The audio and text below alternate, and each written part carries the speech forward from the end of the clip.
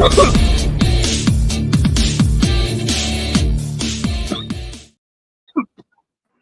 up, fight fans? That's right. We have Robert Whittaker versus Iran Mironov. Fight Night with NextShift and NFL Reality Check. That was a mouthful. How you doing, my guy? What's up, buddy? Yo, I can tell we both haven't done this in a while. I like walked it through my head all before. I'm like, okay, this is how it's gonna go. Sounds perfect. All right. Walk into this, I'm like fumbling, stumbling. I'm like, yep, this is how it's gonna work. Perfect. Excuse me. But no, man, I'm doing great, dude. How you doing? It's a hot ass Saturday, man. Hope everyone's staying cool in their house. If not, definitely stay hydrated. It's definitely hot here in Pennsylvania, and I know it's hot everywhere across the United States. So hopefully everyone's doing good. Yeah, the heat up here is definitely, let's say it's rising, because today it's before I came downstairs, it was 25 by 10 o'clock this morning. So I was like, oh my god, like there's no shade. It's a warm one today. So I'm glad I'm downstairs. Excuse me, in the basement watching some UFC. So don't have to worry about that heat. But I think you might be outside. Am I correct? Oh, no. Mama didn't raise no dummy. I'm inside, bro. Good. I was going to say, if you were outside, make sure you're under some shade. Definitely. Daniel Berry Sports walks in and says, hey, everyone, happy Saturday. Happy Saturday to you, my guy. Yes, happy Saturday, bud. Sean, what's up, man? How's it going? I haven't seen you. Heard from you in a while. Hope you're doing well, my guy. How's it going, Sean? Looks like Johnny Walker versus Volkan Ozdemir is about to happen here soon. Volkan's nickname is No Time, as in no time to waste. He tries to get in there and finish the fight quick. If there's one thing that Johnny Walker does have that nobody wants, is not a great chin. It's been tested many times, and he usually gets those chicken legs. So with Volkan's pressure and Johnny Walker's inability to keep his chin tucked sometimes could be an issue in this fight. But in his last few fights, Johnny Walker actually has been doing well in the not trying to take as much damage as possible while trying to inflict as much as possible on his opponents. Has himself a little bit of a fight win streak here. So I don't know who I'm taking in this one, but definitely definitely it's going to be a banger. I know that one. Did I get his name wrong? No, it's AK. It's NFL Reality Check now. You got it right. No, you got my name right, bro. You don't even need to call me Reality Check. Everyone knows me as AK, so you got it. I don't know, man. I think I'm just gonna go with Whittaker because his name sounds cool. No. Don't know much about either of these guys. Like I said, man, I only started probably full-time watching 3 months ago. So these guys I haven't really seen fight that much. But I'm going to go with Johnny Walker on this one. Johnny Walker? Okay. Yeah. Okay, I was just making sure. Yeah, you're good, dude. You're good, Sean.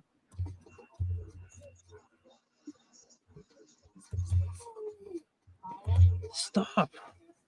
Touch me. So how's your weekend going? Yeah, not too bad. Not overly crazy, but you know, today's good so far. Yours? I went out yesterday because I was like, well, I gotta weed my garden, right? And I was sitting there, and it was probably like 9, 10 in the morning. And my garden I have in garden boxes. I box everything off to keep everything separate. And I got my green bean box done, threw my gloves down, and I was like, nope. Sweat rolling off my head after 15 minutes. I'm like, nope, I'm good. I came back in the rest of the day, played some Madden, and then, chilled a little while with the family and stuff. And Went over, played some poker at my boss's place, and then came home, fell asleep. Woke up today, and it's too damn hot to do anything again. So we're sitting here going to watch people beat the shit out of each other for free. Exactly. That sounds like quite the event-filled Friday for sure. Glad you had some. Too hot here in PA. Yeah, dude, it's 100 degrees in PA today. So it's hot. And when it gets hot here, it's more humidity hot than it is, natural. So it's very heavy right now outside. Yeah, it's not just heat, it's that humid heat. Yep. I'm good though, Sean. Thanks for asking, bud. I'm doing good. I hope you're doing good, bud. Might have to go steal one of my daughter's freeze pops here soon. Technically, they are your no. At least one. Not in her mind. Right? Yeah. She looks at you like, I'm sorry. What do you got in your hand there? I'm sorry. Who bought these? We just got hit with a little thunderstorm. Just made it more brutal. Jeez. Sorry. Well, lucky you, Sean. I never got that thunderstorm. It seemed to skip over me and went straight to you, bro. So.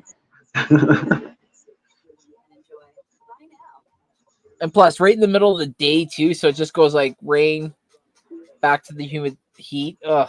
At least if it rains at night, it's like okay. At least it's not too hot. It's cool. Well, and what sucks here, man, is you would think like the most hot part of the day is 1, 2 o'clock, and then towards 5 or 6 it'll calm down and start getting cooler. Hell no, bro! It's the hottest part of the day is 4 and 5 here. Like it only keeps gaining. It's ridiculous. Hell, last night, dude, I was outside at 10 o'clock having a cigarette, and no lie, it was 80 degrees out at 10 p.m. That's insane, dog. I didn't know I lived in Cali. Yeah. All right. So it looks like the fellas are about or Johnny Walker's about to enter the octagon, but tail of the tape. Walker 32, Volkan 34, Johnny 6'6", Volkan 6'2". Johnny Walker is the tallest UFC light heavyweight. Both came in at 206. Johnny Walker has the 7-inch reach advantage at 82-75. Walker's 21-8 with 1 no contest. Volkan is 19-7. Man, this dude's fly. I like him.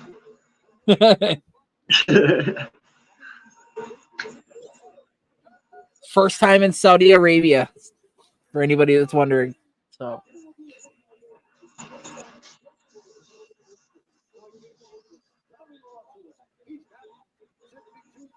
I've never been.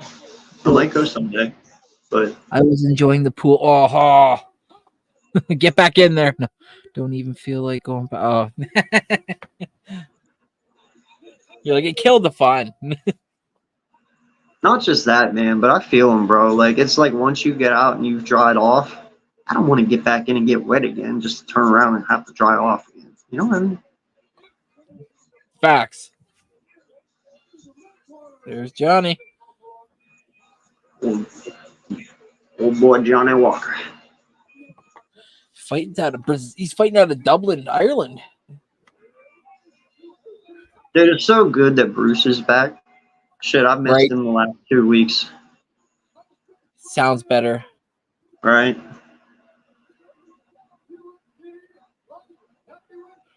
Dude, I hope I'm as hip and fly as him when I'm his age. Facts, right? You know? Those suits. God damn. Oh, great. It's Jason Herzog.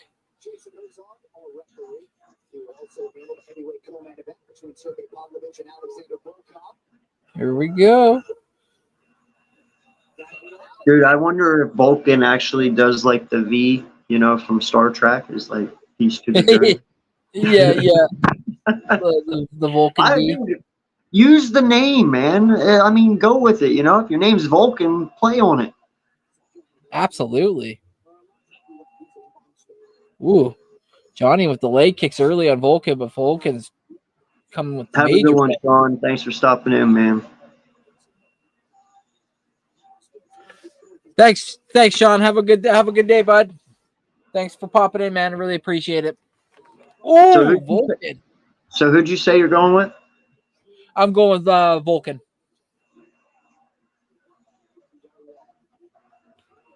Going with the red, or I guess One the blue. of us is gonna be wrong. Oh God, they're just like, it's like a kickboxing match. They're just boot fucking each other.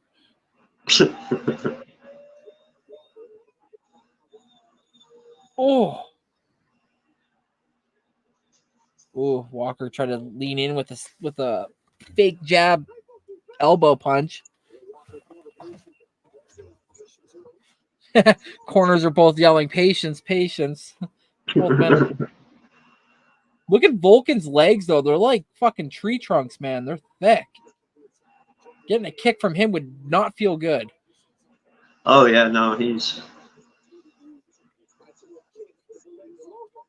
got some big.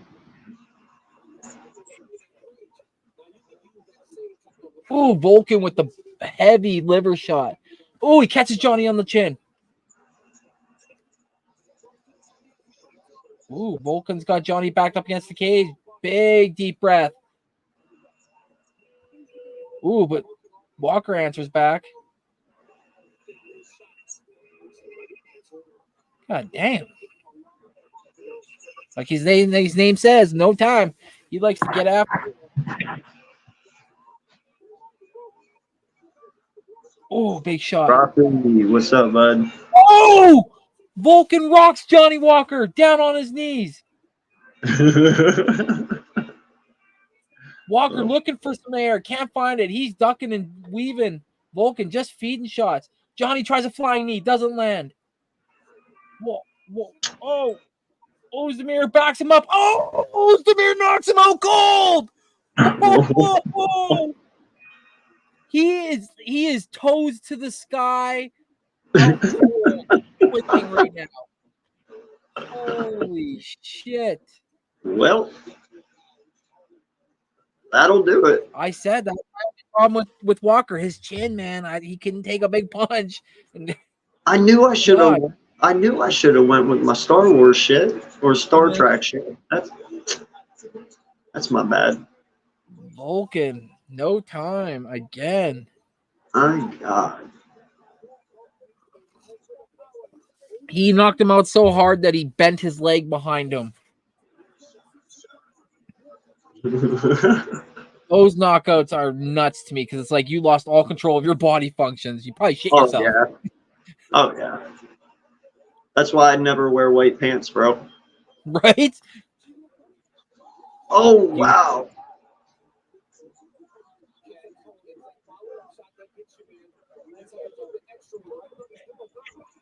Oh, while he's on the ground, just puts him out. Holy shit. What's up, El Capitan? And like Vulcan does, points to his wrist. No time.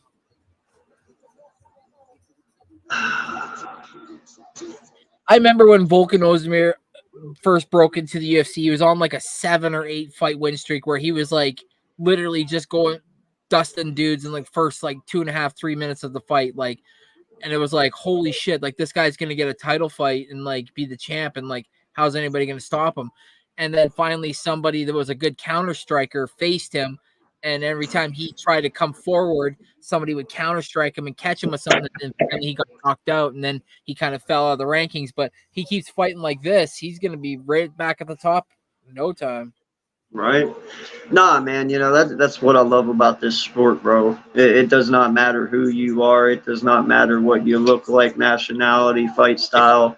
Bro, this is the second time in, I think, 3 weeks now where I've sat there and I was like, man, I feel really good about this guy, you know, coming in and stuff. And then, dude, what was it, 2 weeks ago? I forget what his name was. He got knocked out in the first 20 seconds. We were talking about it last week, remember?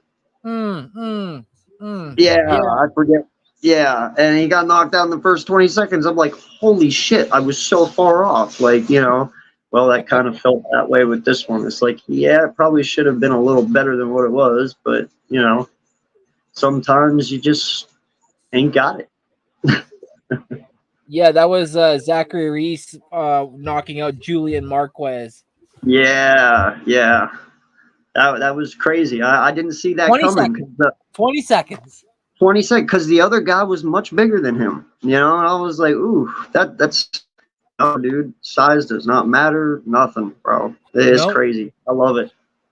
You know what's crazy? I've been watching UFC since 2000.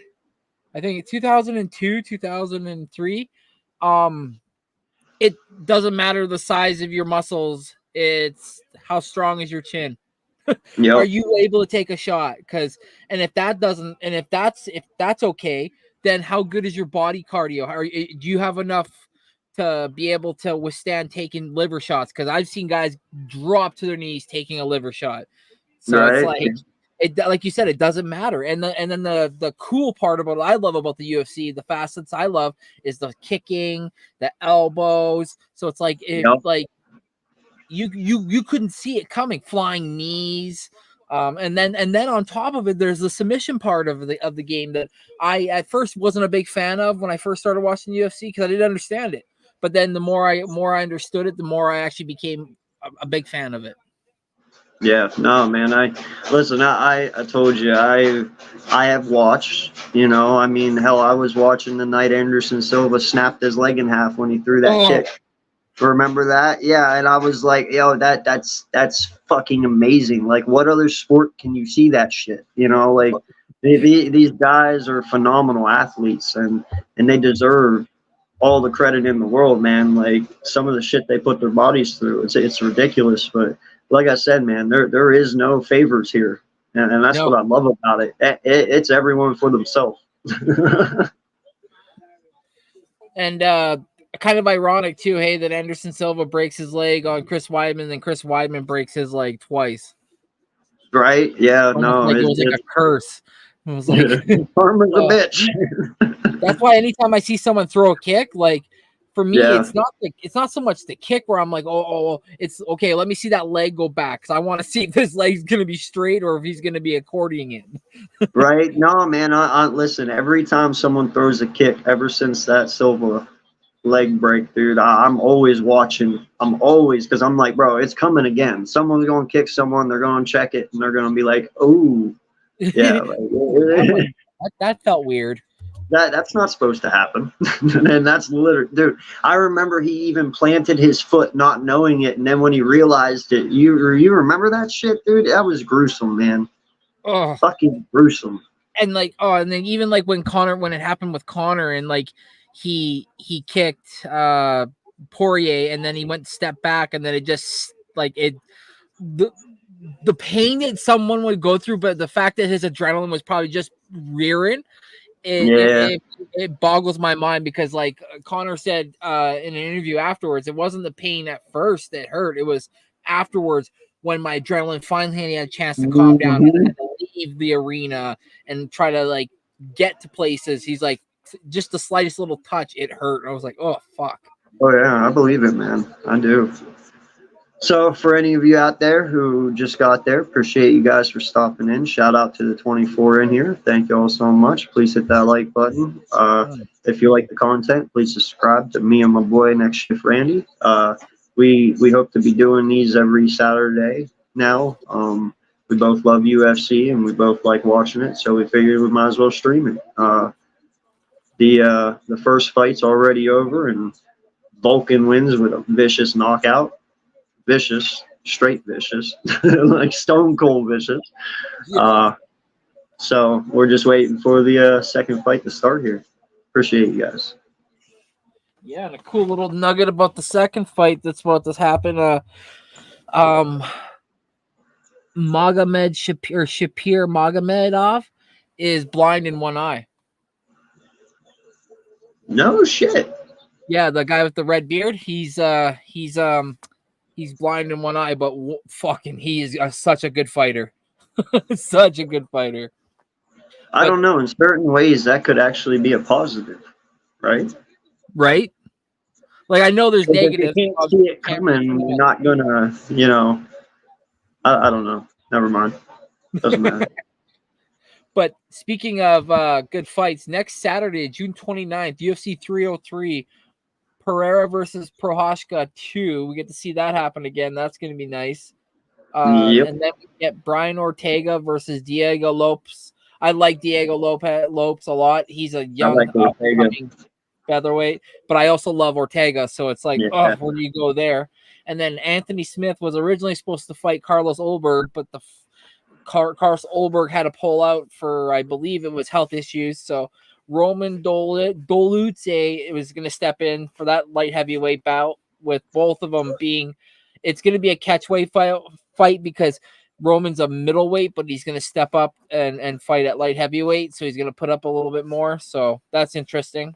And then the fourth fight, Maria Bueno Silva versus Macy Chiasson. It's been a minute since I've seen Chiasson fight, so that's going to be a real good fight. And then obviously the fight that everybody wants to see, the one that starts off the UFC 303 pay-per-view card, Ian Machado Gary versus Michael the Venom Page. So it should be an absolute banger of a card. Hopefully everyone stays healthy and we don't have any issues when it comes to cutting weight, because that's always the Achilles heel sometimes too, is especially when somebody's trying to step in on a fight. They're obviously either trying to make weight or trying to gain weight. So it should be interesting. Oh yeah. No, man. I'm looking forward to next weekend as well. Hey, listen, I got to get your take on it real quick before this next fight starts. How do you feel about McGregor backing out? Yeah, like knowing that he pulled out of this fight, that's why it's now not Chandler and him. It's Prochazka versus Pereira. Finding out it's because he broke his toe. It's like there's a lot of people mocking him, obviously online, and a lot of them are UFC fighters saying, you don't need to fight with you can fight with a broken toe. And it's like, I had a hard time once I broke my toe. I had a hard time fucking walking sometimes because it's like, you don't realize what your feet touch and how often you touch things with your feet. So I don't know. I'm not in the fight game because these men are different. What these do to each other in a fight ring is not like most people in the streets. Like, you might be done in the street, but until, you tap like either because you're done, those dudes are going to finish people until they're out cold or broken limbs. So I don't know. But I wanted to see it because I am a McGregor fan. So you? I just, how many times has he backed out of a fight now? Oh, this is now at the third time? It's been a couple, right? Now I get sometimes you have issues, but man, they've had a while this fight. I get it, man, but what are you gonna do in the middle of a fight when you break your toe? Are you gonna be like, I can't fight anymore and just give them the win? You know what I mean? Right. Like, the last thing you're gonna be worried about while you're fighting is your broken fucking toe. Yes. I'm just saying, man, because your face is there, your body's there. Like, I don't know, man. I find it a little bullshit. I do like McGregor too. I just feel like backing out that close to a fight is just, I mean, dude, if you broke your wrist, you broke 3 fingers in your hand, that's one thing. But what toe was it? Did he say? Did he specify? Was it a big toe? Was it a small toe? Was it a middle toe? I never got a chance to like read up on whether or not it was what toe it was, but from the text or from the tweets that I read from the other fighters, it sounds like it was like the pinky. Oh, then shit, dude. Come on. Like, what are you expecting? Someone's going to come up and Kung Fu Panda you and grab your pinky and be like, skadoosh? Like, fuck out of here, bro. Someone's going to go to toe ankle or go ankle lock you and be like, I got your pinky now, bitch. And then bend it back and forth. I can't, man. No, I'm sorry. It is But what let's it say is, for though. hypothetical. Okay, let's say for hypothetical, it was the big toe. Would that change anything? I mean, listen, when you're throwing a kick, I would assume the big toe would definitely be a lot more painful, Right. if that was broken. Um, in all honesty, bro, I'm sorry, I'd just not kick with that foot. You know what I Right. mean? Just keep that foot go. Well, I don't know what even foot it was on, so it either change to a southpaw or traditional. Whichever foot it is, but protected. But I just I can't see myself canceling a fight because I broke my toe. Right. No, I I know. mean, I hell, agree. dude, we give football players shit because they won't play games with turf toe. Yeah. It's like, are you shitting me, bro? What did Walter Payton and Barry Sanders and them do back in the day? They wrapped that shit up and they kept playing. You know what I mean? So I don't know, man. I don't know. What's up, ER? Thanks for popping in, bud, on the Facebook side. Appreciate it. Yes, sir. What's good? I mean, Get you chat. go. There's 28 of you in here. Am I being too harsh on the guy about it? Like, I'm okay to take some criticism. I don't feel like I'm being harsh. Like I said, if it was a wrist or fingers, or something of significant, that's something. But I don't know, dude, man. A toe just seems a little, A little no, much. yeah, just a little bit. I don't know. Yeah, if like you had like an AC joint problem where it's like you can't literally throw a punch or whatever, yeah, I can see why you're pulling out of the fight because you need to punch in a fight in order to win and you need your full arsenal. But a toe, it's like Or I don't sprain know. your ankle. You need to be able to stand. You sprain your ankle, you can't stand. You're already like 50% in because you can put someone in an ankle lock and it's over instantly. So I even get ankles. You know what I mean? But come on, bro. Toe. Well, Fuck. you've said yourself here that you're a little bit new to the UFC, but I'm sure you've either heard or saw or read about ex fighters that have been given opportunities that normally they never thought they were going to be given, Mm-hmm. and uh, it comes out afterwards that they're like, "Oh yeah, I had X, Y, and Z injury during training camp, but I didn't want to pull out because the opportunity was too big."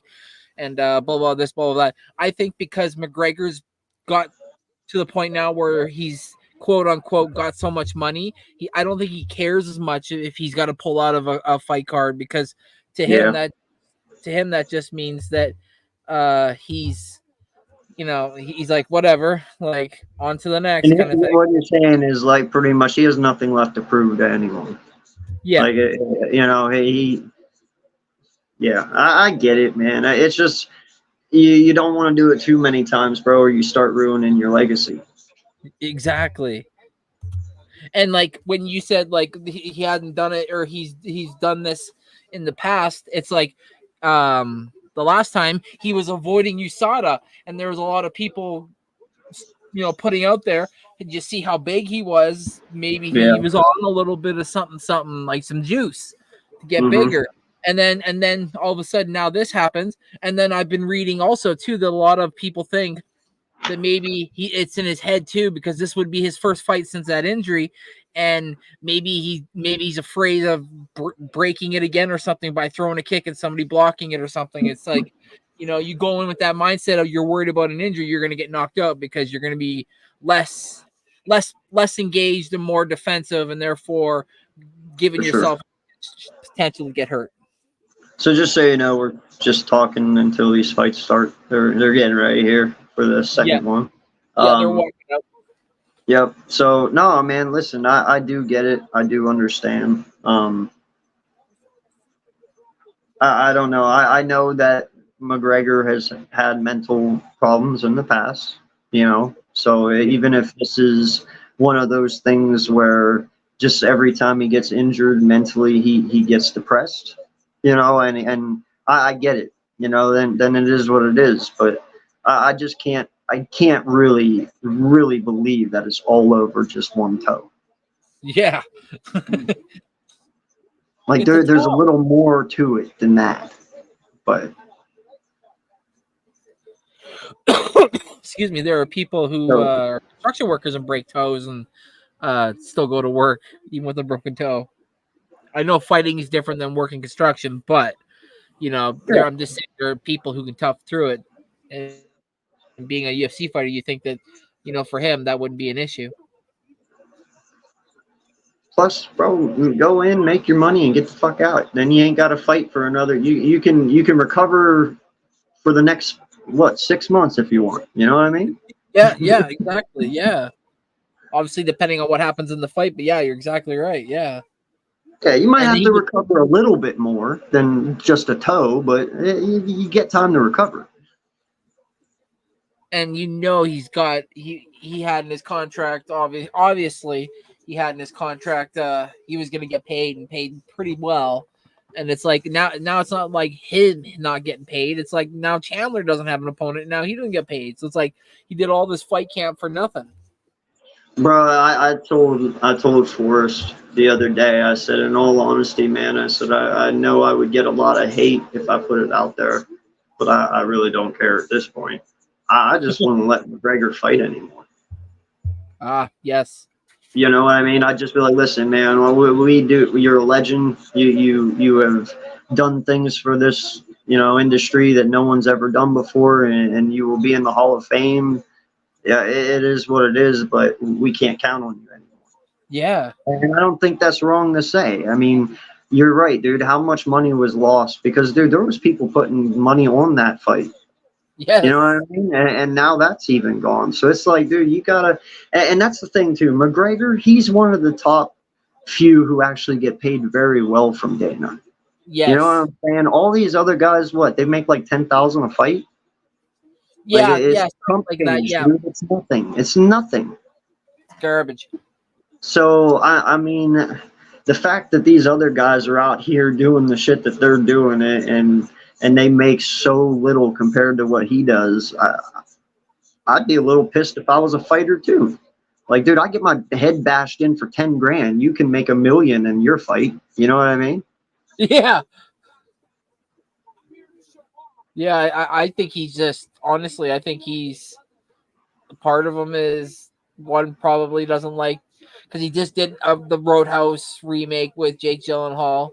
So it's like he's like he got paid for that, even though I didn't think that was great of a show, to be honest. But he's got that Hollywood lifestyle now, that like, and he's got the money, and he thinks he's all this. It's like, I think he's worried about, one, getting hurt, and two, if he does get hurt, now does that ruin his legacy? Is he now considered somebody that we got to worry about now not fighting anymore and talking about being done? And he wants to be done on his terms. He wants to be the one that finishes on the way he wants to. And maybe right now is that his body's telling him, like, we had a good ride, bro, but it's done.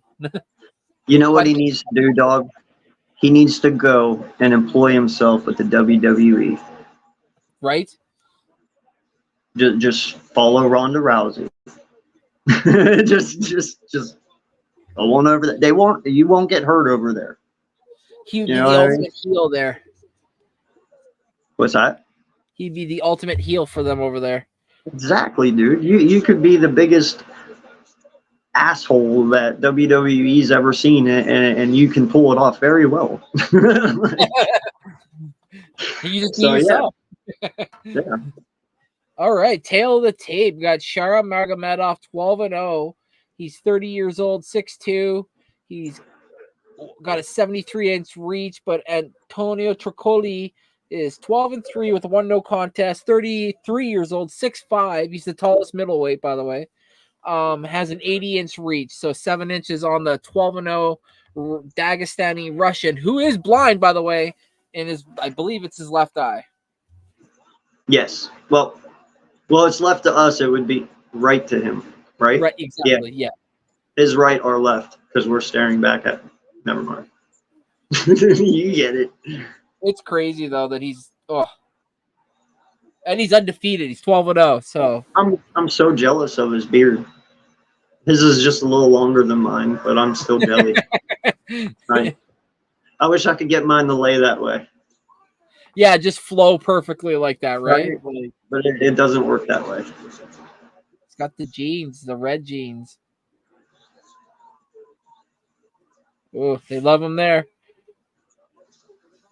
And again, to everybody wondering, it's in Saudi Arabia. And Mark Goddard, one of my favorite referees, is reffing this fight. So this ought to be good.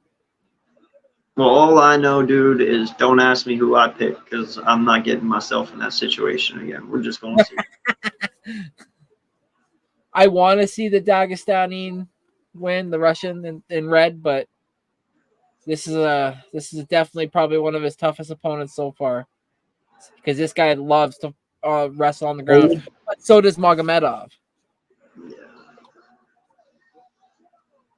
Oh, nice leg kicks by Magomedov. Oh, he tried to go spinning heel kick. Oh, Tricoli with 2 straight shots on Magomedov, and he instantly clinches. Jeez. Oh, he's got his leg. Watch your fingers.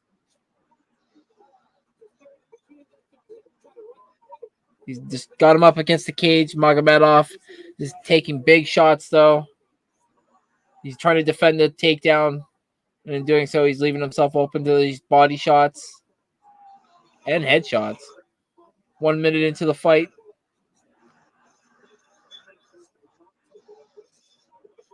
Got his leg locked. He's trying to keep him at bay, but like I said, this is definitely Magomedov's toughest opponent, probably to date. Oh, he's got both hands clasped behind Magomedov. He's about to take him to the ground. He's pretty red in the spot where he was taking body shots already. But Magomedov is defending the takedown pretty well, returning some shots of his own.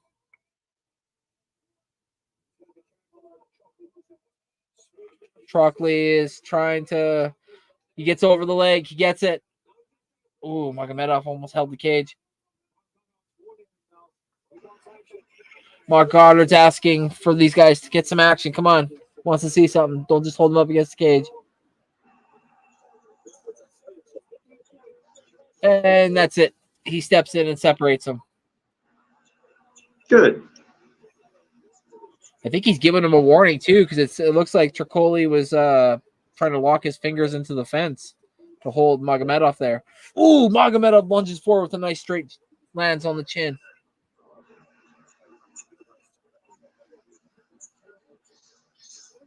One eye. I don't know how the hell he's doing this. I have trouble with 2. Right? 2:28 left in the first. Ooh. Nice kick. Just about caught him on the chin. Magomedov is definitely an all-around fighter. Denied the takedown, but he got no advance whatsoever. Took some body shots, took it like a champ, and then even now his kicks, but he's kind of walking himself into being back well, I'm actually very impressed by Magomedov's ability to stay vertical with one leg. That's impressive. Right? Like not being able to, dude, that leg is like pinned to that ground. That's insane. And not be gassed either. Like that one leg had to hold him up for the whole entire fight out that time Right? there. Like, ooh. Oh, Magomedov lunged forward and Tricoli ducked under it and got him up against the cage again. And now he's on his one leg again.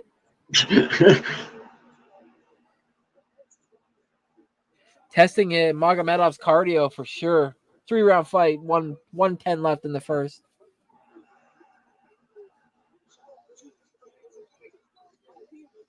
Tricoli desperately trying to get him to the ground. He gets him down to one knee, but Magomedov looks like he's about to pop right back up.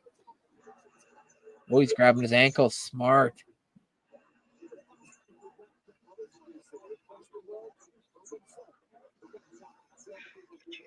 Again, they're just dragging each other, and Magomedov stands back up on one leg.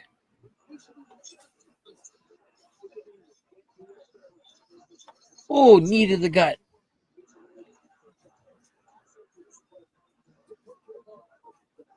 He's a very good fighter, man. Magomedov? Yeah. What's up, Jared? What's up, Jerry Lee? Jerry. Phenomenal, dude. He's got good awareness. Great takedown defense, too. Yeah.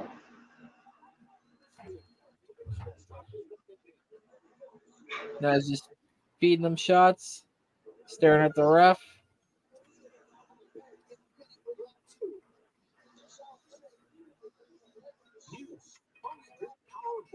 That's the end of the first.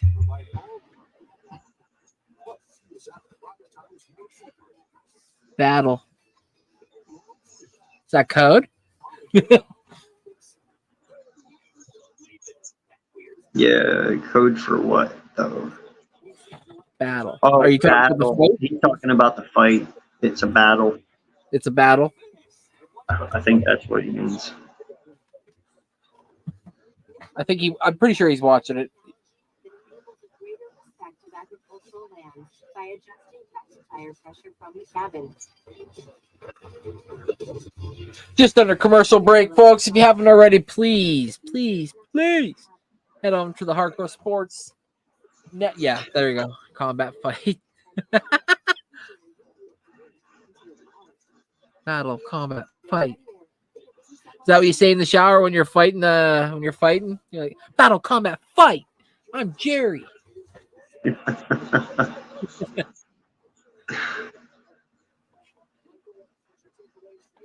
All right, they touch gloves. Oh, nice side kick by Magomedov to the gut of Tricoli. But he keeps backing himself up to the cage, and he's just gonna get clinched again. Keep moving off, bro. My God, Tricoli's corner. Every time he like touches him, they're like, "Yeah, good."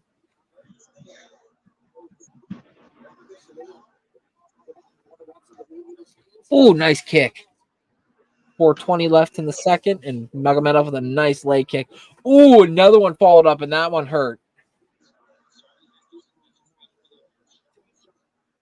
When you like turn and your leg kind of gives out a little bit, you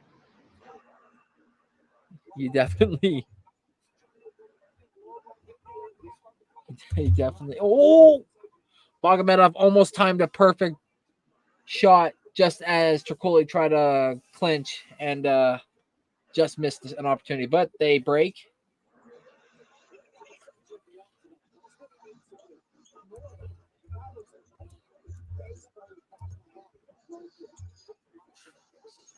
Calf kicks are, tell me about it.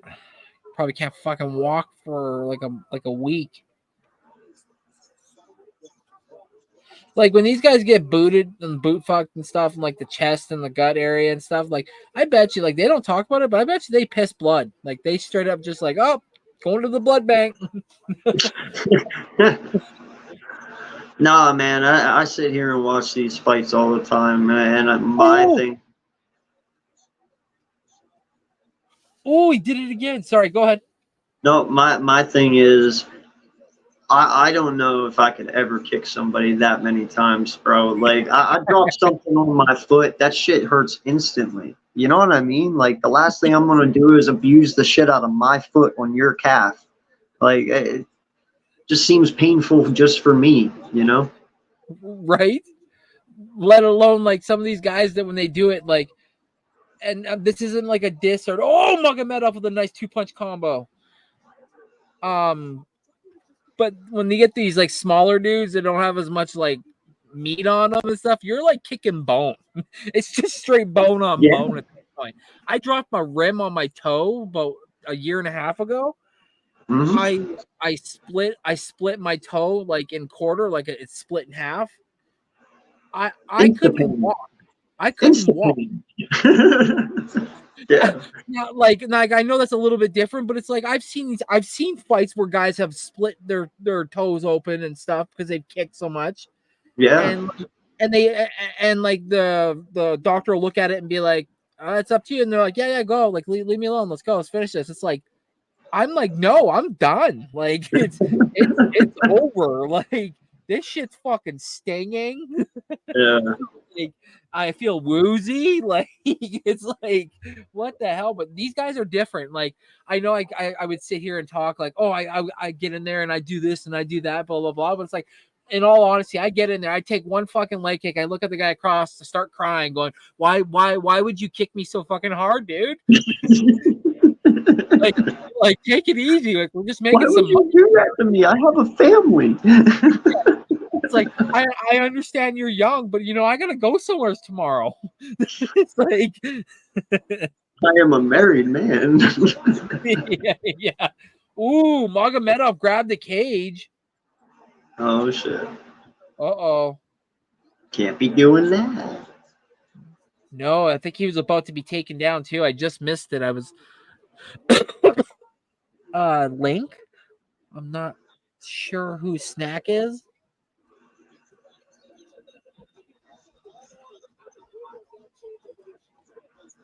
Link for yeah, I have no clue. Ooh, Magomedov denies the takedown. Triccoli tries to go with the single leg, and he gets stuffed right in the center of the cage, right on the monster logo. He's got to do something here with 16 seconds left. Start punching. Ooh, he kicks him in the face as he's coming up. Ooh, is he? That'll work. Totally tired. He looks tired and like kind of woozy and like a little lethargic looking. Round 3. I think Magomedov's got to come up now and like establish something. He's got to stop every time Triccoli does something. He backs up and he backs himself up against the cage, and then that's when Triccoli's like, okay, I'm going to clinch. Magomedov needs to come out and be the guy to lead the aggression. He needs to be the guy that's going to lead by example, because from the looks of it, with all the grappling, now Triccoli's exhausted, I feel like. So now it's time for Magomedov to put his foot on his throat and finish this fight.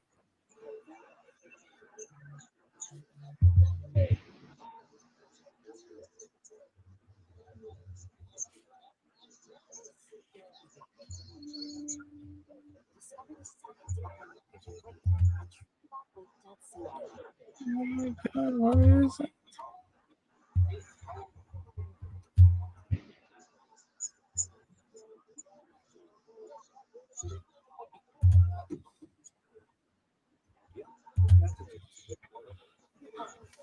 Sorry, Snack. We didn't up the link, bro.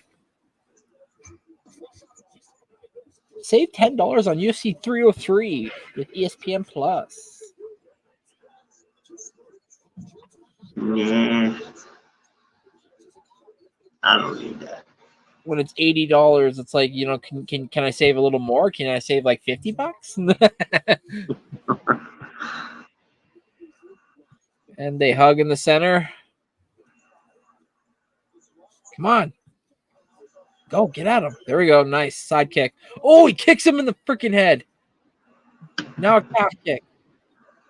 Right behind, he kicks you right behind the knee. Like, you got to bend. Like, you got to walk in the morning to take a piss. Like, yeah, no, that's what about using number 2? Like, you got to bend your knees. Like, oh my God. Magomedov is, he gets pressure and then he stops for a minute. Like, he could finish Triccoli, I feel like. Oh, he ran at him and then kicked him. Oh my goodness.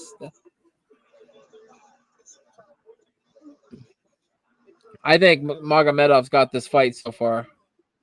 oh yeah, so far. Oh, Because all the other guy has done is just keep him leaned up against the cage. yeah. And not done anything with it either. Yeah, no, I don't like fighting like that, bro. I hate dudes who pin people against the cage and hold them there for 2 minutes. And it's like, bro, you're trying to win cheaply, and that's screwy. I don't like that. Yeah, facts. Ooh, at 339, Magomedov with a nice 2-punch combo.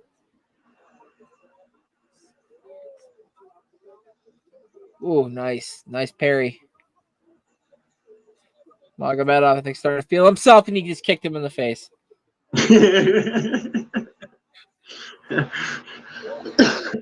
Triccoli's shots are labored. He went to throw a punch, and, like, even I would have been able to parry that. Like he's exhausted. He's got no game right now. He could barely stand. If Magomedov just added a little bit of gas and wanted to finish this guy with 3 minutes left, he could.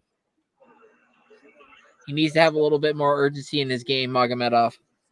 But so far, good job on him. See, dude, that's why I couldn't do this shit right here, man. Fucking, if he would ever kick me in the face like that, bro. Or knee you like you just did? I would go berserk mode, especially if he didn't knock me out. I'd be like, bro, you just kicked me in the face? All right. You know what I'm saying, bro?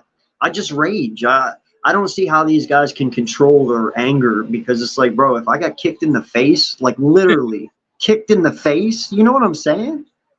Like I'm going to fuck you up. Like, well, he just did all that and dropped him and won the fight. Right? Like, look at his chest, Magomedov. He's got like this like scratch scar thing. Like that myself, if I think alone would have been me tapping and been like, fuck, man, cut your nails. Fuck, you got me good. No, that was a good fight. Oh, he kneed him in the face. And then he just got him up the cage. Body shot. 2 down the middle. 1 more. And then a nice hook to finish the fight. And then Goddard's like, dude, you okay? I got to stop this. You good? Bro, what? I don't understand what Coley was doing anyway, bro. He literally, the 3rd round was just standing there. He wasn't trying to move. He wasn't trying to do anything. It's like, how's this guy even here? I don't understand. Right? He's a good grappler, but he wasted all of his energy in the first 2 rounds trying to take somebody down that he could never get down. So rather than maybe go to plan B, he's like, I'm going to continue plan A, and he gassed himself. And then Magomedov obviously has a bigger gas tank and was able to, like I said, put his foot on his throat and finish the fight. And he did. That's insane, man. I just... Like, what the WTF, right? Well, like, no, literally, I sit here and I'm just trying to figure out, what the hell did you do the last 3 months training for this shit? Like, you know what I mean? Like, obviously, Mog was in doing his shit. He was conditioning, he was working out, he was, making sure he didn't run out of wind, and those Dagestani Russians, AK. Those Dagestani Russians, they're training with bears. No, I'm telling you. But what the fuck was the other Coley doing, bro? Were you just sitting playing Call of Duty all 3 months and not doing shit? Like, I don't understand, dude. He was training, but I think he was probably training stuff that he thought that he was going to be able to do once he got into the ground, versus like being like, maybe what if we can't get him to the ground? Like, what if there's a way, like he has a way better takedown defense? Now, granted, obviously he did grab the fence on that one takedown, which maybe then would have changed a little bit of the outcome of this fight. That was the only one, though. That was the only one. But that's it, exactly. And that was like just chance too. Like, dude, you got dominated. This guy's not only blind, but he dominated you with one fucking leg. You know what I mean? Yeah. I don't understand. Like, what? I don't get it, dude. Some of these fighters, I really don't, man. I get it. Like, you have to train for scenarios that suit you, but don't you also have to train for alternate scenarios if something doesn't fucking work? Okay, I know you play UFC, the video game, right? Yeah. And when you play the video game, it even tells you, don't just strictly train striking because you can hurt yourself. So try other things so that you work on your all-around game. Exactly. I would assume that that's what fighters would do, like they would work on like stand-up. Then you would work on maybe a little Muay Thai. Then you'd work on a little bit of like your kickboxing. Then you get to the ground. And then you'd obviously do that. But then you'd work on clinch. You'd work on, take down defense and stuff. It's like, from no offense to a Coley, but what it looks like is he got cocky and was like, I'm going to be able to take this guy down, and when I do get him down, I'm going to showcase my skills. And it's like, but first you got to get him down. Yeah, it's like, if hypothetically you don't take him down, then what? Well, now you see what? Now you can see why some fighters only get 10K. Yeah, exactly. So listen, guys, the winner of this bout here was well, actually, it's yours. Go. Yeah, do it. Yeah. The Dagestani Russian finally does it. Magomedov takes out a Coley, and he drops him in the final round, able to finish the fight. improve his record to 13-0, the lucky 13-0. Like KK said, one eye, one leg, didn't matter. This man took care of the fight, did what he needed to win it, and he got the dub. Want to take a quick little commercial break, folks, until we get back from the other fight. So until then, just give us a few minutes. We'll be right back after these.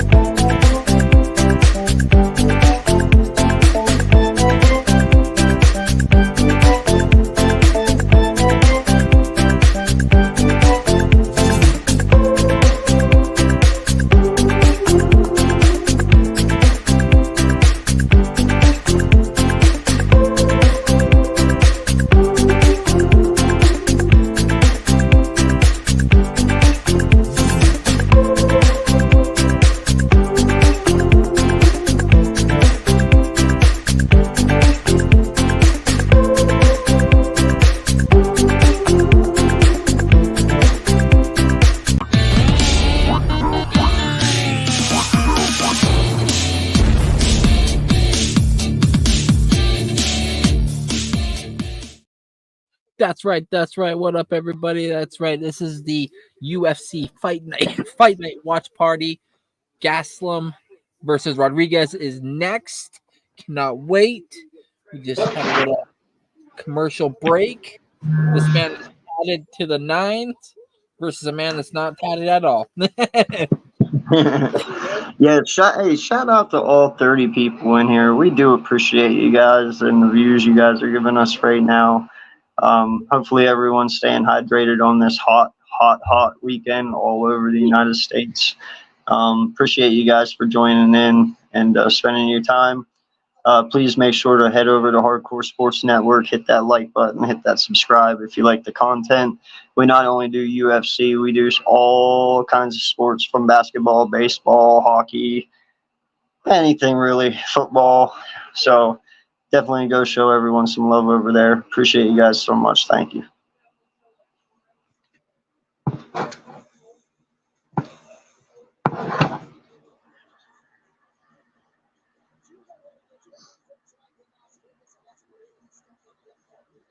Man, I can't wait for next Saturday.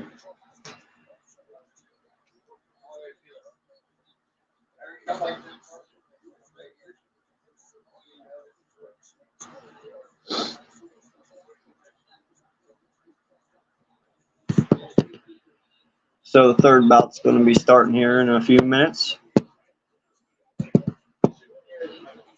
That's Gastelum and Rodriguez.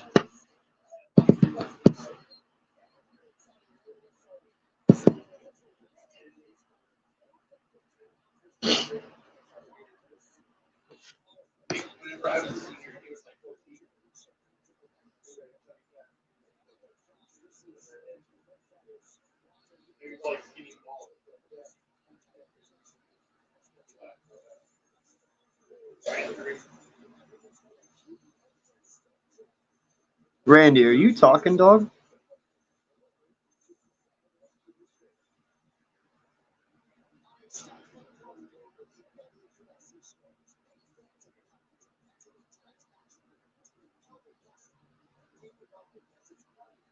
So might have a technical difficulty here. I'm not sure.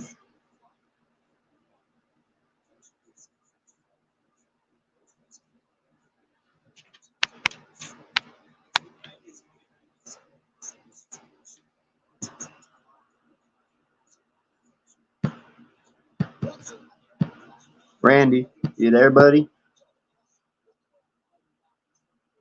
I can't hear you. Yeah.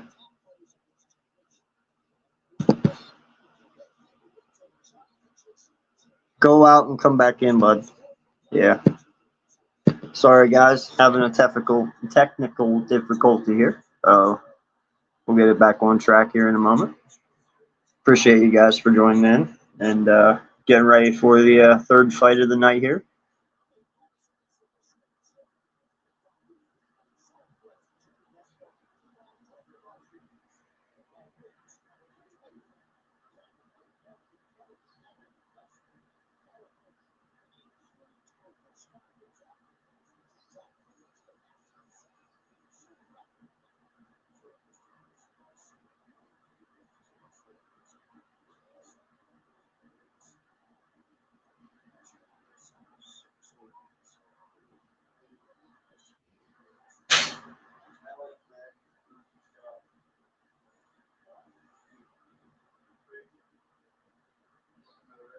Hello? Hello, hello.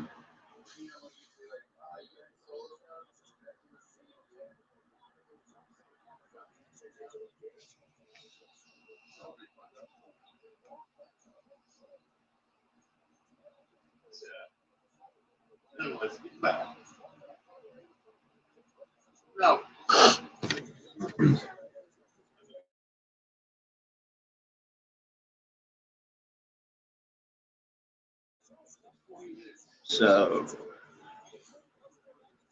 Daniel Rodriguez is walking in to the ring.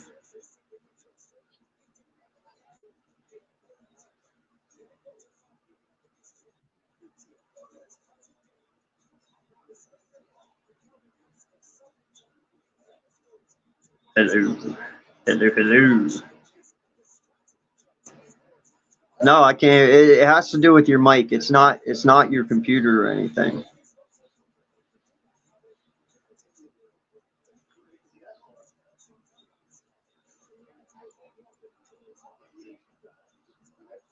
Maybe one of the cords got bumped or something. I'm not sure.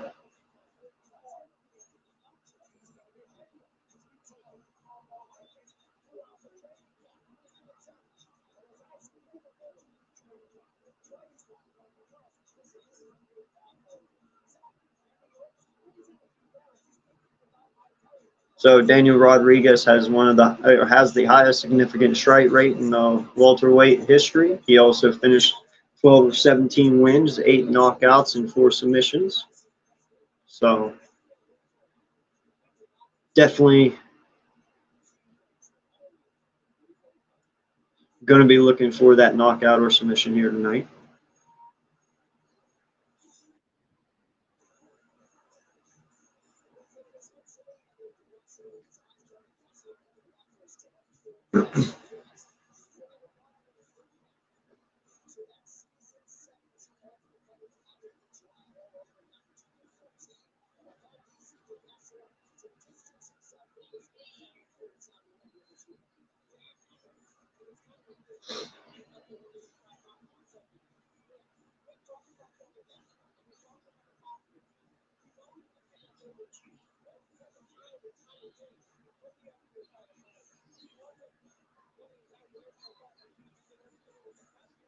Kelvin Gastelum is now at the octagon, getting ready to get inside, get the spike going.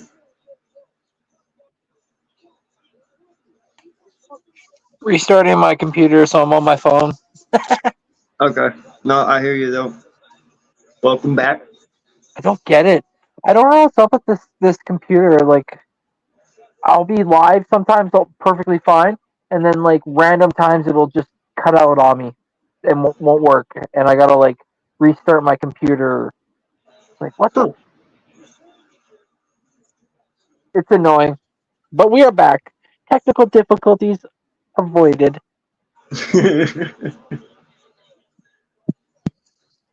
But now they're introducing Gaslam and excuse me, Rodriguez.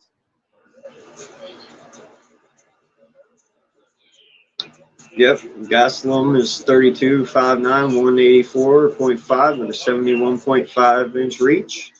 And Rodriguez is 37, 6'1", 184 with a 74-inch reach. Okay. This ref I've never seen before, Rich Mitchell. Rich Mitch.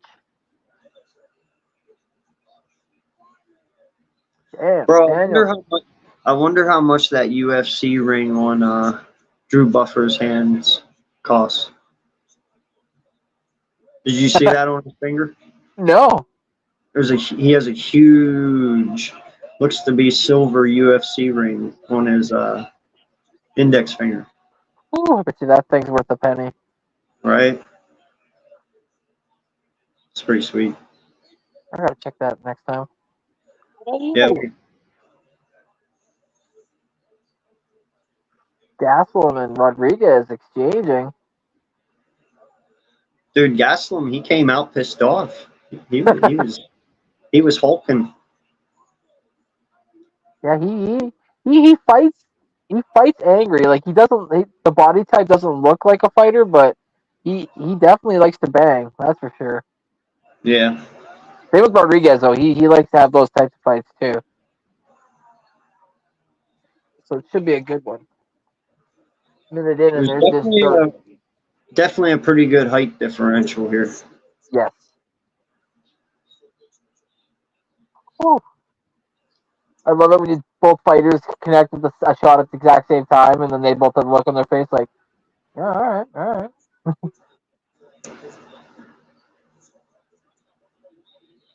I remember when Rodriguez was in the UFC and didn't have a single chest or back tat. Now the man is just covered.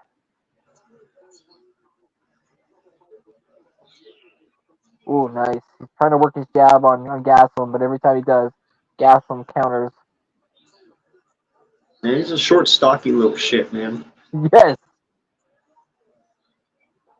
Yes. And a good fighter too. I like Kevin Gaslam as a fighter. Ooh, nice kick. Rodriguez right now is like shit, man. I should have stuck to baseball. Like, oh, I was a good third, or I was a good second catcher. God, right now, I don't know.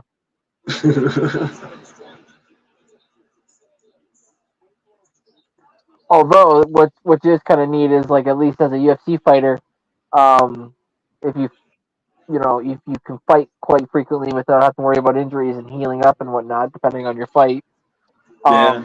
The travel you get, like right now, they're in Saudi Arabia, so some of the sights they could see and whatnot would be pretty intense. Oh, heck yeah.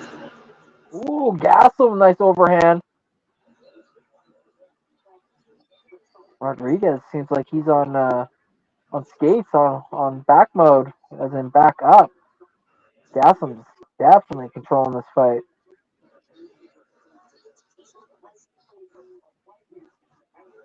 Waiting for a big shot. One of these guys wants to throw it, but it's almost like they're waiting on the other. Oh, somebody's getting knocked out. The way these guys are throwing. Absolutely. And as we say that, watch head kick. Oh, what the? Ooh.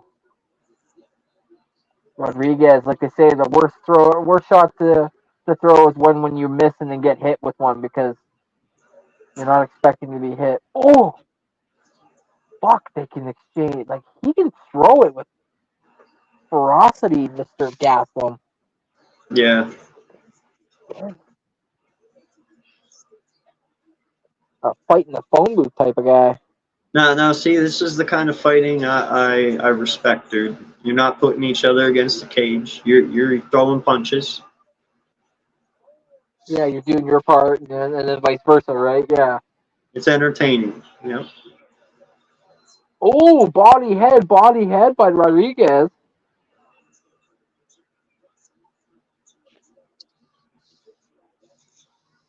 Ooh, okay. 40 seconds left in the first. Gaslam 30 at 67 for 45%. Rodriguez 36 at 78 for 46%. Ooh, Gaslam returns a body to the headshot. Damn, they're like, I'm going to take your cardio and your fucking lights.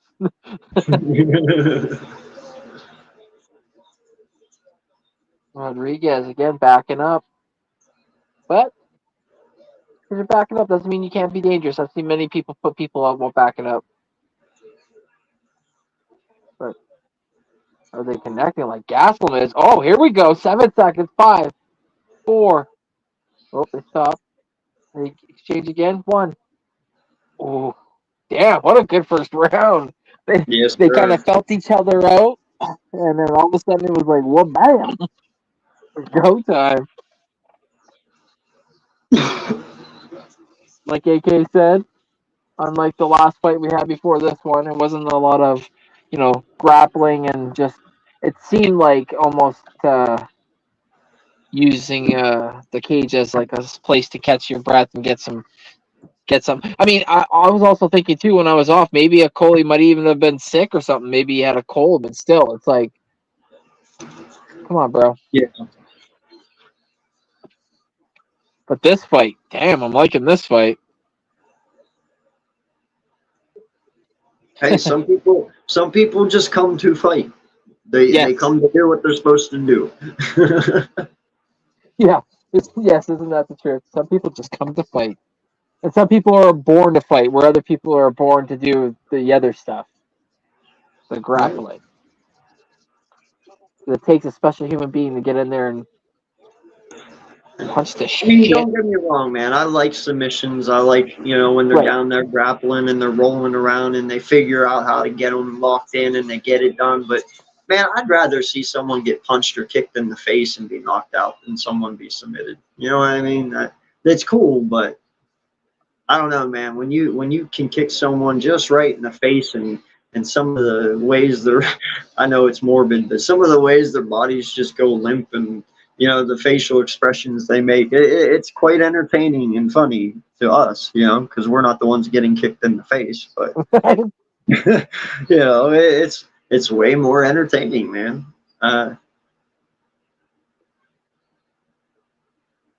Yo, does Homeboy have lips tattooed on the side of his cheek? Did I see that correctly? Rodriguez, yeah. Yo, dude needs to just stop with the tats. Is he running out of things to put on his body? At this point, Like, come on. Yo, too far.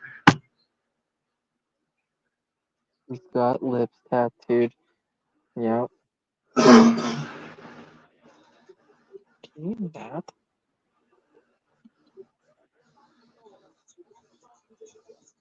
You know what he He's needs, trying dog? On his left side? He needs to put a fist print right on his jaw. That'd be a dope tattoo. Someone's like fighting him, like, I'm gonna fucking hit Just that. hit me right here. This is where you hit. Not here or here, right here. It says it's connected, but I don't know if it is. Well, these guys definitely came out to swing. That's good.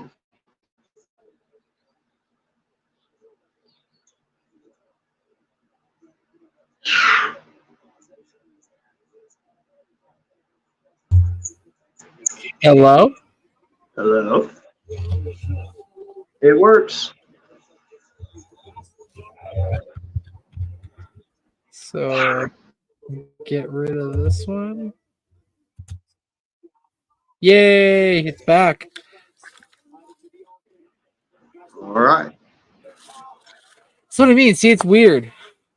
Oh, now we got some ground play. Hey, you see, I'm okay with that because they threw their punches they were supposed to throw. So if you want to take it to the ground a little bit, do it. I was just surprised. I turned around, I look over, I'm like, oh, what the hell? They're on the ground? Someone get knocked? But look at that. It just gets right back up. Like it was nothing. Although Rodriguez looks a little tired, he's kind of got the mouth open and definitely breathing heavy.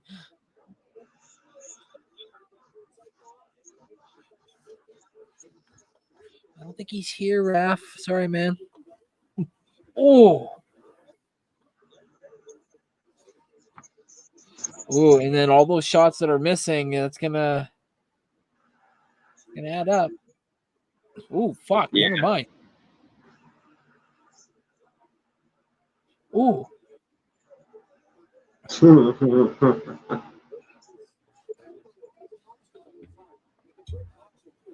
Yeah, I can see where those lips are. It's like it's almost looks like it's blood, but then you like get closer, like those lips. Yeah, it's a pink lip tattoo. Like you don't get it. Oh, he's bleeding a little bit. Finally, some blood.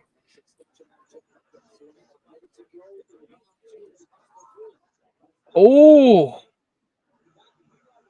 nice leg kick followed by a nice right hook. Oh, fuck. Rodriguez is like, listen, I don't fucking care. Baseball bat or gloves, I'm not going out. Yeah, no, he's both doing a really nice job. Ooh, Rodriguez is starting to swell up Gaslam's eye there a little bit. If you can see, it's starting to get a little bit of a knot. I think Rodriguez is bleeding from the nose because there's blood on his shorts, but Gaslam's not bleeding, so it's definitely his own. 14 seconds left in the second. Ooh, and Rodriguez catches him with one. It's only a matter of time as many times as they hit each other. Yes. Oh, Gaslam goes for a single leg and takes him down just at the end of the round, just to get a takedown before the end. That was smart. Good on him. Get a takedown mark. No, I'm actually impressed that they're both not swollen more or bleeding more for how much they. Oh my god, for how much they've actually hit each other. Absolutely, yeah. It's like, what the hell? Expected a little bit like someone should have some knots. Someone, expect someone to be busted up. Yeah, no, they can definitely absorb some punches. That's for sure. Absolutely. Rodriguez balding a little bit on top, but just shave the head.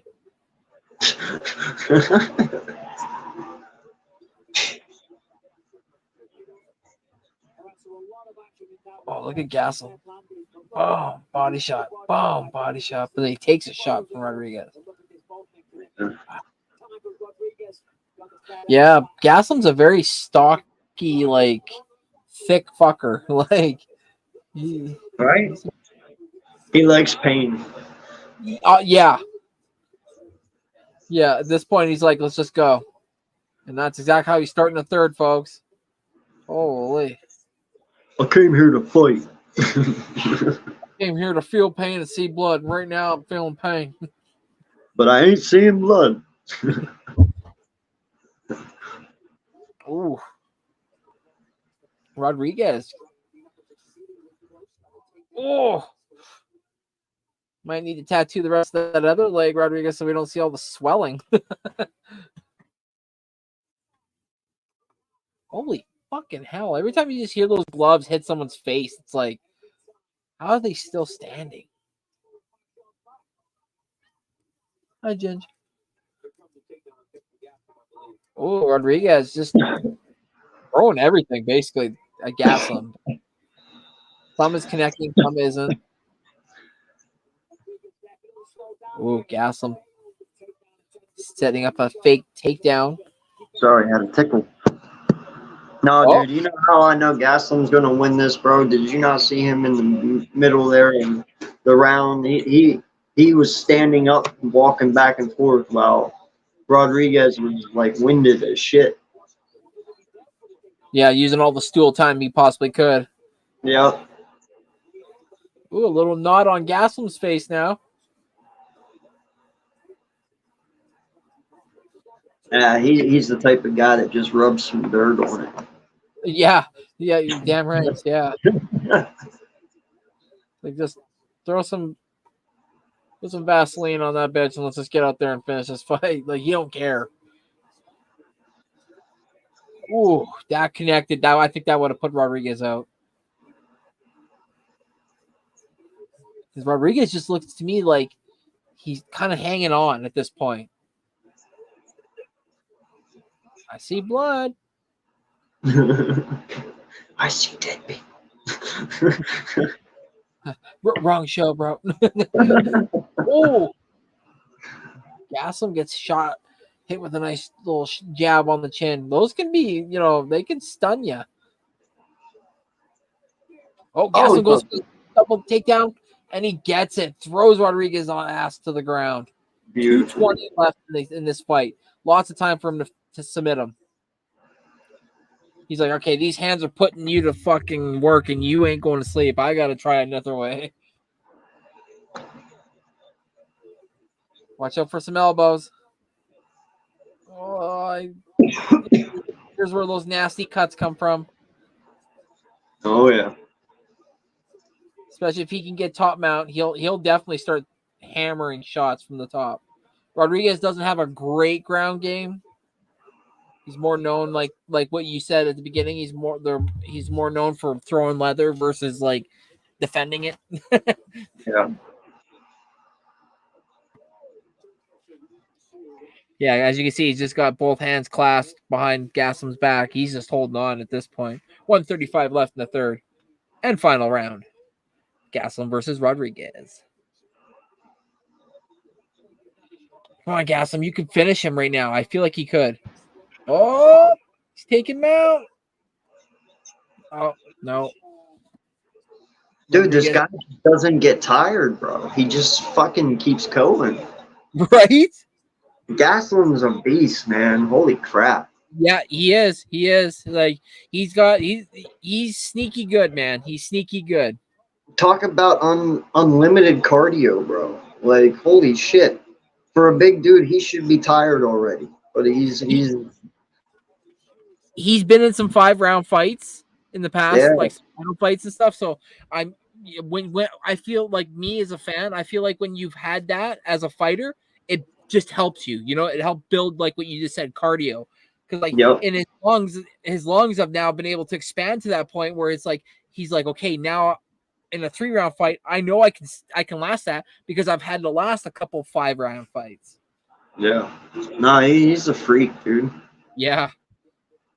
Oh, nice elbow. And again, Gastelum takes down Rodriguez after they got up to their feet. 18 seconds left. Rodriguez just hammering elbows down, trying to cause as much damage as possible to throw the favor in his way. But I think Rodriguez has this fight, to be completely honest. Wait, Rodriguez? Or sorry, Gastelum. My bad. My bad. Okay. I was looking at Rodriguez, and that's why I was saying that. My bad. No, you're good. You're good. I'm glad you questioned it. You're like, Rodriguez? Yeah. No, listen. I'm just so impressed, man. Like I said, he does not come off. If you look at them both, just look at them. Rodriguez seems like the guy who's better in shape. You know what I mean? Seems like he could last longer. But bro, Gastelum has just gassed him out. Like he waited and now he's pouncing. You know what I mean? Like.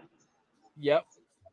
Yeah, and like he took a little bit of damage at the beginning and the second round, but like when it came to the third, that round was his whole round. Like that was all Gastelum's round. Oh, there was a total difference in both people. The third round, you could tell that Gastelum was miles ahead just because he had the energy. Yes. Yeah. Yeah, and I also believe too the ring experience as well too. Like he knew what he was getting himself into. He knew that like this fight he was probably going to leave having to probably see a doctor of some sorts, and obviously not as bad as probably where he had to put his mind to get ready for this fight, but he still got smacked. But he did a lot more smacking, and I think he's got the dub in this fight. Like I said though, man. For how much these two beat the shit out of one another in the face, their faces held up very well. Like I'm very impressed. They can take damage well. Yeah. Yeah, they both took it well. Because usually, bro, in these fights, somebody's already bleeding. You know what I mean? Like they're gashed and it's running down their cheek, and yeah, so. Gastelum's leg is bleeding, so definitely from those kicks he got cut open there. Yes. Okay. Good. You just I know I said Gastelum definitely, but you like I said, you just never know with these refs. Sometimes they see stuff way differently. Yeah, we're not going to talk about that. Because the last 2 weeks, bro, in the last two UFC events on Saturday night, I can think of 2 fights, one in each one, that were very questionable on who those wins went to. And you know which ones I'm talking about. Yes. And then that one main card, the main event, got stopped on a bullshit technicality that shouldn't have been stopped. That pissed me off. That's the Khalil Roundtree fight. Yeah. That really irritated me because I don't know. He wasn't out. Yeah, he wasn't out. Huge job. Oh well, he said he's gonna get better. Apparently, who did? Gastelum. He's just like, I'm gonna get better. Get better? What'd you do wrong? Okay. I think it was a pretty good fight. I hate to see what better looks like then, because that was actually one of the better fights tonight. I feel sorry for whoever fights him next. If better, that's better. Like fuck.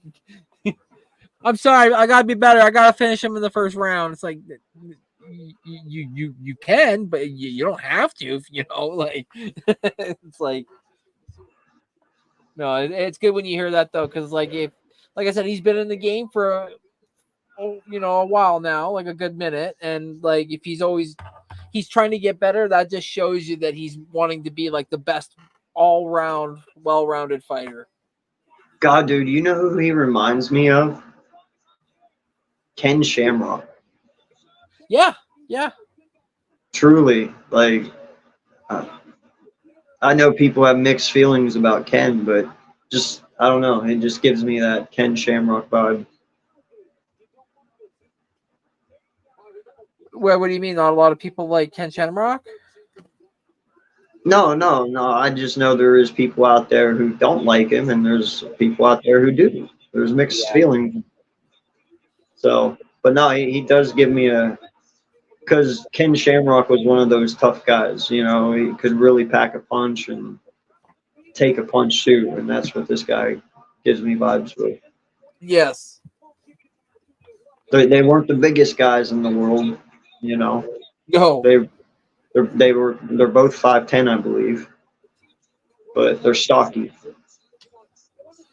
And like you said at the beginning, and we'll always say, it's never about what they look like, because yeah, they might have funky colored hair, or yeah, they might have a weird walkout song, or oh god, that guy looks like a pudgy bastard. It's like, yeah, well, that pudgy bastard could put your lights out in 30 seconds if he hits you once. It's like, right, yeah, it's like you just never know. That's what I love about the UFC.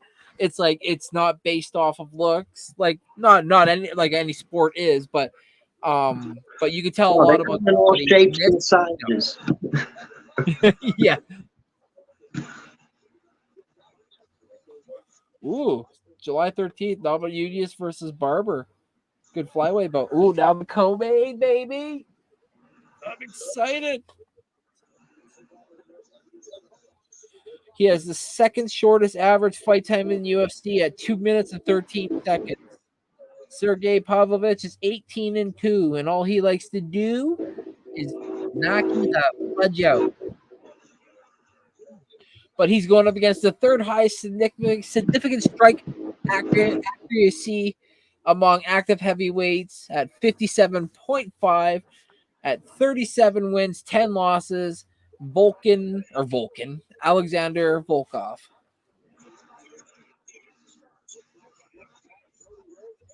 And now they're showing that, whoa. Oh, yeah, they're partners now. I keep forgetting that WWE and the UFC are partners now.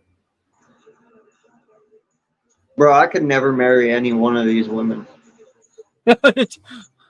I can't be married to a woman who could kick my ass. You know what I mean? Like, straight up. These women are crazy. Just put you in a fucking chokehold, and you're like, hey, whoa, chill, easy. Like, I divorce you. what's wrong with you? When you put me in that knee lock, I think you really fucking tore something. I'm done. I'm done being your test dummy. Right? No, just don't get any closer to me, okay? I don't want to get hurt.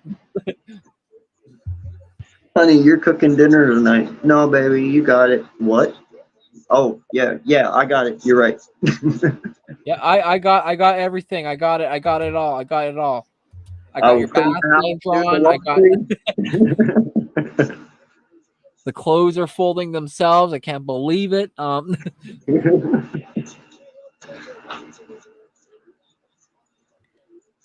Well, obviously, like, strength is what it is, but it's like, still, like, these women, I know for a fucking fact, me, you, Coach Ed, Blaze, like, if any of us ever met any of these women in real life and they hit us as hard as they wanted to, I'm pretty sure they probably put us out. Oh yeah, no, listen, I'm not afraid. I'm man enough to sit here and admit it. Yeah, same. First Like, I would never hit a woman. I mean, nope, now listen, I know saying that's really crazy, because if one of those hit me, you're going to sit there and say you wouldn't hit them back. No, because I probably won't ever get to hit them back. You know, so yeah, no, it's okay. Yeah. Folks, yeah. Get up 5 minutes. Okay, like, so, like, what happened? Like, what happened? Like, where is she? Is it over? Like, bro, it didn't even happen here. We're already in a new location. We left. We had to drag your ass in the car and put you in the front seat. You were snoring. You were snoring for like 5 minutes. Oh yeah. Yeah, I know. I let her get one. She was lucky. No, she was not lucky. Like, you ate it hard. Right. But you're right. I'd feel some sort of way. Like, I'd have intimidation of some sorts. Oh yeah. Every time you go into the doctors, and you know this from recently. So do you feel safe at home? No, I don't. No. actually. I don't at all. Why? Because my wife is, so and so. Oh, yeah, no. She could kill me at any moment. You're like, doctor's like, is everything okay at home? Any spousal abuse? You're like, no, what? You like start leaning in. You're like, what?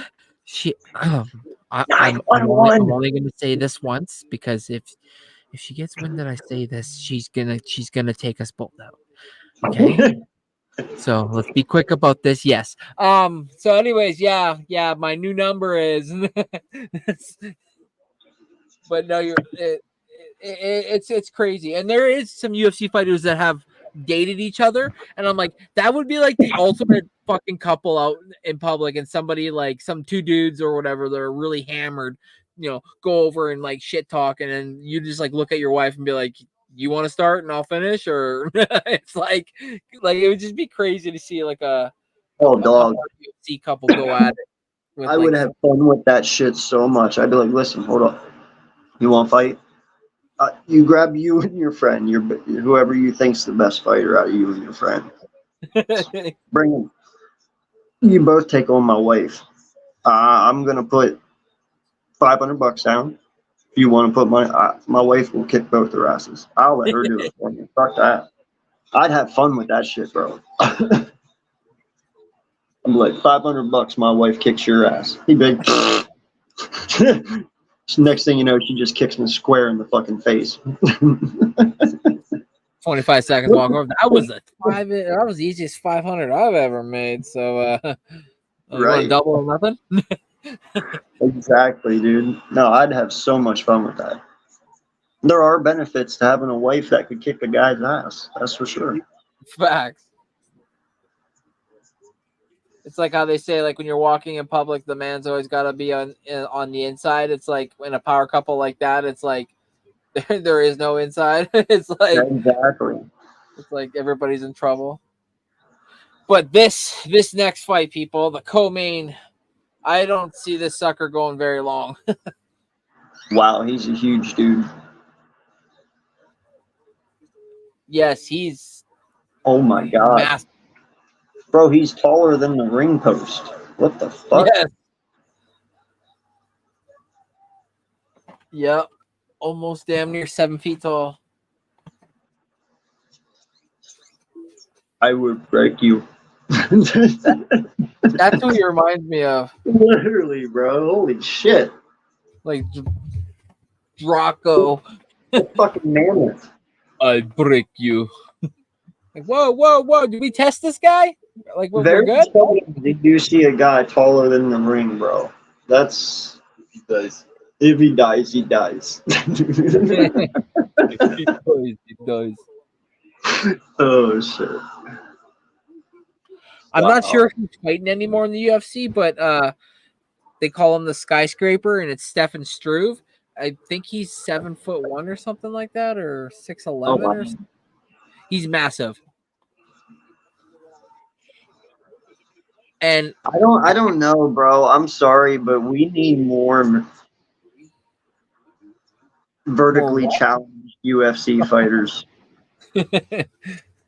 Listen, I've seen some little people fucking UFC fights, bro. Shit's awesome. Awesome. We need some more. Like, little. I'm talking like 3 feet people. Little. Damn. Yeah. Hold on a second.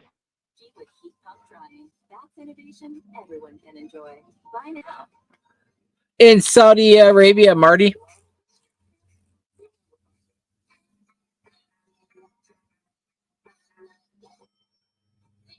Saudi Arabia. So everybody, if you haven't already, head on over to the Hardcore Sports Network. Hit the like and subscribe if you haven't already. NFL Reality Check, my co-host, or Next Shift. Not next. You know what? Next Shift. We're just about to probably start the co-main here. We're just on a commercial break.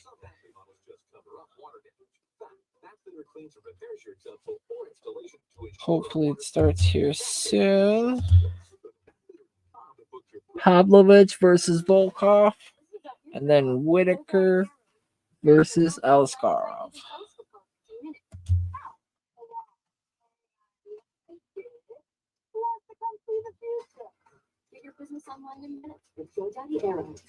It takes ages to build character. The age of enlightenment. But next weekend's fight card should be a hell of a lot better. Not saying this as it hasn't, but next week's got lots of good fights. All right, like for instance, man. Sorry, I had to do something. All right, like for instance, you know who Hasbala is, right? Yeah, Hasbullah. Yeah, him. Like, let's get him in this fucking rink, dog. Like, I want to see him fight another person like him. That's what I'm talking about. The kid is 22 years old. He loves fighting. Let him fucking fight. Find someone he can fight. That's what I'm talking about. He has a cult following, so I'm sure they would definitely be down for it. Yeah, but that's what I'm saying. We need more little people fights, dude. It would be fucking awesome. It's not shaming. It's literally like, why? They can fight too, especially if they want to. Why not? Especially if they want to. Why not? Yeah. And I guarantee you Hasbala would want to. Especially if they found someone for him. Oh, is he 6'7"? That's it? I thought he was taller than that. My bad. No, so Stefan Struve is not on the roster anymore, so he is the tallest fighter on the roster. Volkov. But he doesn't have the biggest reach. That is Pavlovich with an 84-inch. So. Oh, yeah, I see the ring you're talking about now. That is sick. That is actually sick. That thing is iced the fuck out, though. What's that, bud? Bruce Buffer's ring. That thing is iced the heck out. Right? Did you see that? Bro, Yeah. I don't know where he got that. Was specially made just for him, guaranteed. Oh, but yeah. that thing is nice, dude. I bet you that thing's worth $750 easy. Oh, and he's got it insured, too. $750,000. And if that's the only one alive, and it's only him that has it, oh shit, we're talking millions then. It's badass. It is, dude. It's a He knows how to crazy. do it. His suit is sick. Like, Yeah. Nah, dude, he is probably the flyest. What is he? 70 something? I don't know how old he is actually. However old he is, he's the flyest, whatever age person. Yeah. Wish he was my grandpa. Like, Right? Let alone dad or a brother. So number 3 rank. He's Pavlovich putting his rank up. Wow. He probably just wanted to fight. not only does he have that diamond-studded UFC ring, bro, the dude wears 2 fucking gold band bracelets. Yes. Wow. He's just draped. All he's missing is the Cuban chain, dog, and he's got it all. I was just gonna say all he's missing is the chains, exactly. Oh my god. Volkov looks like he wants to kill Pavlovich. Dude, he's so fucking tall. Dude, the guy behind him is standing on the fucking post, and he's just barely taller than his fighter. You see that shit? Yes. That is insane. Yeah, he's got a stool system, and he's still like, I gotta stand on my tippy toes and whisper in your ear. I'm pretty sure he can kick that dude in the face from standing where he's at. Not really, but that's crazy, man. But like we said before, folks, just because he's a big, tall, lanky fighter doesn't necessarily mean that Pavlovich isn't dangerous either. Yeah, no, it means nothing. That's insane, dude. You don't see many people that damn big. Exactly. Especially a UFC fighter. Right? I mean, I'm not scoffing. His opponent is not a small man either. It's just he's small because of how big the other guy is. Exactly. Yeah, exactly. It's like Volkov's big. It's like, but Pavlovich is big too. It's just Volkov's bigger. It's like, Yeah. how did they make it that big? Like, I feel sorry for his fucking mom. No, he didn't.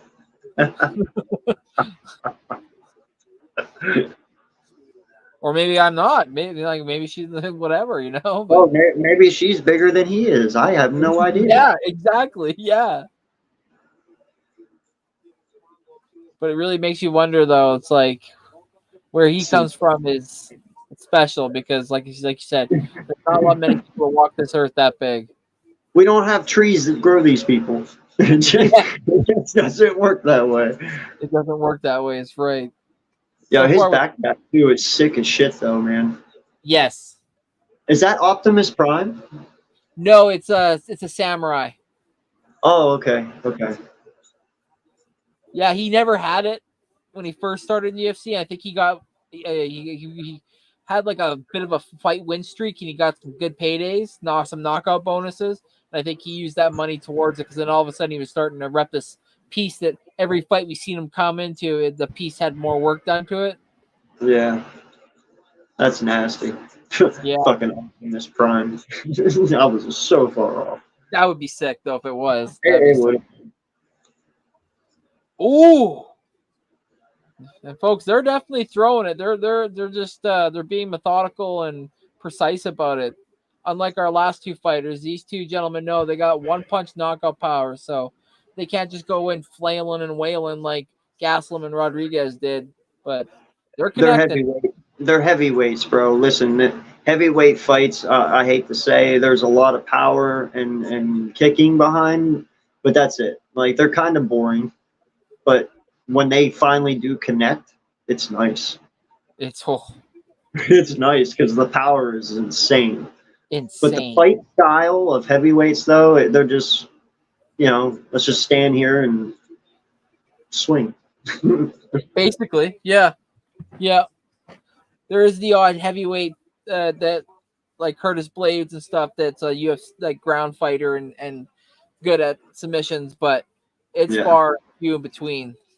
Well, dude, these two are way too big to be ground people, especially Volkov. Holy crap! Fuck. Bro, if he actually had a ground game, though, do you know how deadly he would be? At 6'7". That would be phenomenal. It'd be scary. It would honestly be scary. His limbs, like you couldn't stop those legs. Like right? How are you getting out of a scissor hold when that shit? Like his legs are as tall as this guy. He goes body lock, you might as well tap because it's like at that point, you're not getting out. I hope he watches this someday and is like, holy shit, he's right. I'm gonna start my ground game. He's already split the bridge of Pavlovich's nose. Yes, he did. But don't think for a second that it's not stopping Pavlovich. He's trying to get right down the middle as well. Bro, listen. Pavlovich is Russian. They're built different. I never question them. You know what I mean? Oh, absolutely. Yeah. Never question these fuckers. Now, listen, I know they have a bad rep, Russians, but I'll tell you what, their people are built way different, man. They are houses. Yeah. Good fight. What do they say when you fight through life? When it comes to fighting, it becomes life. So it's like their lives are just natural. Like this is just natural for them, right? Like yeah. Then you start winning some money, and before you know it, you move out of the bad areas of Dagestan or wherever it is in Russia you're from. Well, he's actually from Moscow. So there you go. There, Moscow, yeah. So he's the good part. At least I think. I'm not. I don't know the history that well there, but yeah, I'm not too familiar with that area, but I'm sure it has its bad parts like we do here. Absolutely. We all can't be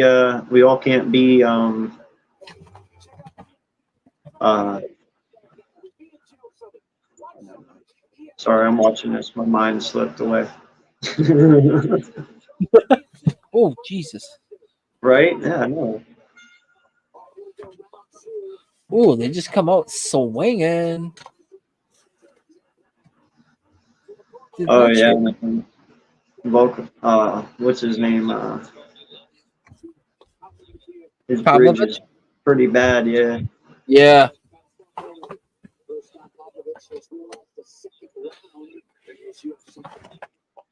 Yeah, this is the first time Pavlovich has seen a second round.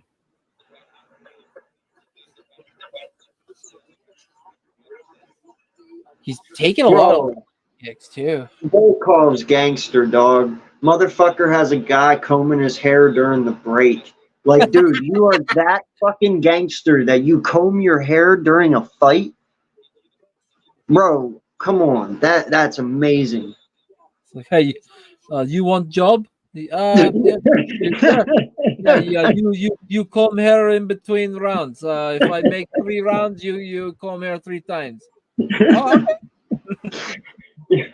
Yeah, that you want to look stylish while you kick someone's ass? I dig it. I dig it. You're like in the between rounds, obviously, because like you only get the 30 seconds on the stool. It's like you're talking to your trainers are trying to talk to you and like this and like you like I need 5 seconds. Hey, do you want some gel or do you, no just come? Okay. Every round, new hairstyle. Please, no product. Okay, I like the way my hair flows. I just need straight hair.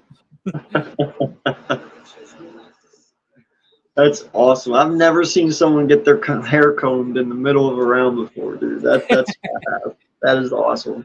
That is hilarious. I missed that. I think Oh, wait, he might do it in round 3. I assume if they did it round 2, they'll do it round 3. So wait, you'll have to see. It's pretty sweet. Pavlovich trying to get some kind of offense over here, but for the most part, Volkov is keeping him at bay with the leg kicks and that straight down the middle. That nose is definitely broken. Oh yeah, dude. I definitely would not want to be punched in my nose right now, so he should be protected. Right? What, Connor? What?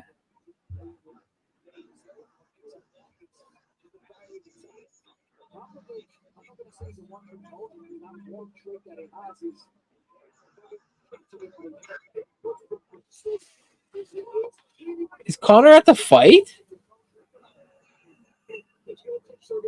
He better not be. He's got a broken toe. Someone or either that or someone just made a video, but it says Connor gives injury update. It says Conor McGregor gives injury update. I'm not giving these bums an ounce of opportunity. I want to be 100%. Yeah, because that broken toe is really gonna affect you in a real bad way. Again, like I'm not. This guy right now with a broken nose out here fighting. You don't see him bitching. Yeah, exactly. Fucking, he probably can't even breathe out that nose right now. You don't see him bitching. Time out. I can't breathe. No, like he's fucking fighting, dog. No one gives 2 shits about your little fucking toe. And that's where I think like that status that I was talking about earlier that he has now, I think it's gone to his head. Like, yeah, where he's like, oh, if I'm injured, I don't want to fight unless I'm 100%. It's like, no, I think it's also an excuse too. So, well, he ain't never gonna hold that fucking title again if he don't fight. So exactly, whatever. It's his. And the less he fights, the less we remember about him because he's just going to be old news. We're going to be like, oh, it's just McGregor, on a binger talking shit again. It's like he'll never fight because that's what's going to happen. He's going to sign another fight and it's going to be up until about like 2 weeks before the fight or whatever. We're going to be like, is it even real? Like, is this going to happen? Because like you said, you mentioned in the past, he's done this before. I'd tell him, bro, you just can't fight for the UFC anymore. Sorry. I mean, are you really losing a lot of fucking money over it? No. Because there's other people coming up that, are just starting that people like. You can always find the next person. You know what I mean? Yeah, you're holding up the line. Yeah, so fuck that, bro. I'd just be like, you know what? Just go on about your life, bro. Go make some money being a plumber or something. We don't need you. Oh, Pavlovich's face is just fuck up. Oh, dude, he's getting wrecked. He's getting Well, wrecked. he's not even protecting his face, dog. No, I think he's so numb to it now. Bro, he's throwing straights right through his hands, straight to his nose. Like, he's not even trying to get away from it. Oh, and then every time he hits it, it's gonna crunch it a little bit more, a little bit more. Oh god, that like at some point it goes numb. I'm assuming. Oh, because he's definitely numb already. I guarantee it. Oh god, because he was pissing blood there at the end. Like it's getting bad now. Because the doctor at some point is gonna want to know is the blood, is it just running? Because they'll stop the fight. I've seen fights stop for bad nosebleeds. Yeah. Because they got to think about the safety of the fighter too, right? Like as much as we want to see a third round or see someone get knocked out or submitted or whatever, it's like there's also safety involved in this. For sure. Listen, man, you don't want to have somebody's broken nose go flying up into their brain and dying. You know what I mean? You don't want to do that. There is bad things that can happen from broken noses, but absolutely. And listen, this guy is not protecting his nose right now, so anything is possible, man. So many hits to the face can only be. Well, and with that nose now, I think it's both his eyes are starting to swell up, so he's getting the worst of all three. They got the busted nose and now both my eyes. So he's got this final round. Oh, did you see the guy combing his hair? Did you see the guy combing his hair? By the way, I did. Yes, I did see the hair comb, and you can even see it. It's combed. You can tell when you look at it, it's straight. Is that not gangster, bro? That is straight up cool. I've never seen anyone do that, but he's like, I want to look nice when I get knocked out. I guarantee you that's his brother. I guarantee you it's his brother that's doing it. It's like, brother, you comb my hair. You comb hair nice. You have good motion for combing hair. God, dude. Even Polfovic's left eye is fucked up, dude. Yeah, it's starting to knot up. Oh. And then whatever's not landing on Pavlovic's face, you can see on his chest where Volkov is hitting him. So it's like if he's not getting smacked in the face, he's getting smoked right in the windpipes or the chest where his lungs are. So he's definitely in it. And this is his first time in the UFC being in the third round. Oh, yeah, he's definitely going to need 3 months after this fight. He's got some healing to do. Oh, hell yeah. Like you said, he's definitely having a hard time. Oh, Volkov just smoked it again. Oh, fuck. Oh, yeah, I'm starting to feel like I'm hurt from every time he gets punched. Pavlovic has to knock him out if he wants to win. There's nothing he can do anymore to win this, but he has to knock him out. Oh! Yeah, you're 100%. It's that or a doctor stops the fight because his nose is flat to his face. Fucking hell. The amount of blood that's coming out of this man's face now. Straight from his nose. Ooh, body shot. Leg kick. 240 left. Lots of time for Volkov to knock him out. But Pavlovich is acting like it's not even bothering him at all. Like you said, he's not even trying to stop the punches. Well, that's what I'm saying, dude. They're just built different, homie. I don't know.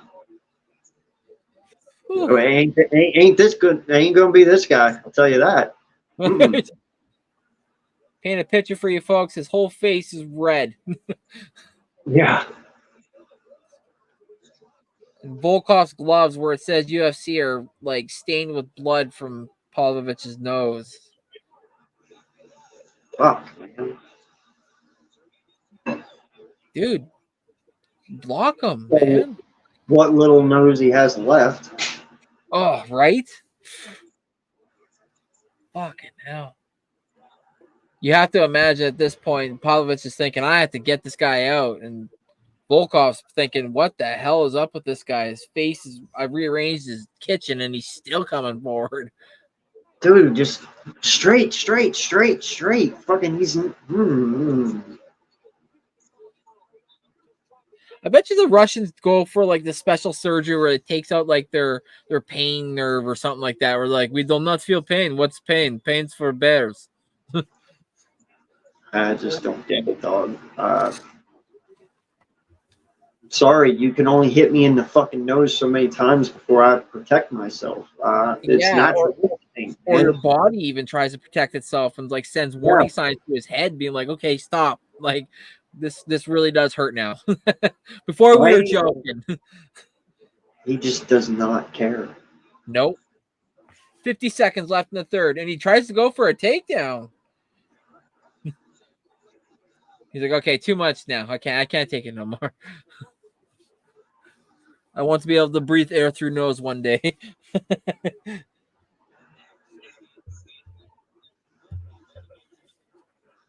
Ooh, and Volkov tries to throw a knee. 30 seconds left in the third. Ooh, big hand from Pavlovich, but Volkov runs away. 20 seconds. Pavlovich still trying to take him out. Empty the gas tank right here, right now. 10 seconds.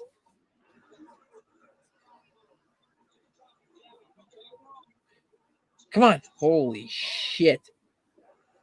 Oh, he kicked him in the head. Holy fuck. If I'm Volkov, I would have tried that a couple more times. All right, we'll have our decision after this commercial break. Holy shit. You don't need a fucking decision, dog. Yeah. We already know. The guy that can't breathe normal and you're hearing that whistling noise, yeah, he lost. Oh my god. How many times would you estimate he just took to the face in those 3 rounds? Oh. I'd say at least 50 punches to his face. I was going to say around like 35 to like that, like 45, 50-ish, somewhere around in there, like, and clean, like straight clean shots to the face. Yeah, jab after jab after jab, dog. Just.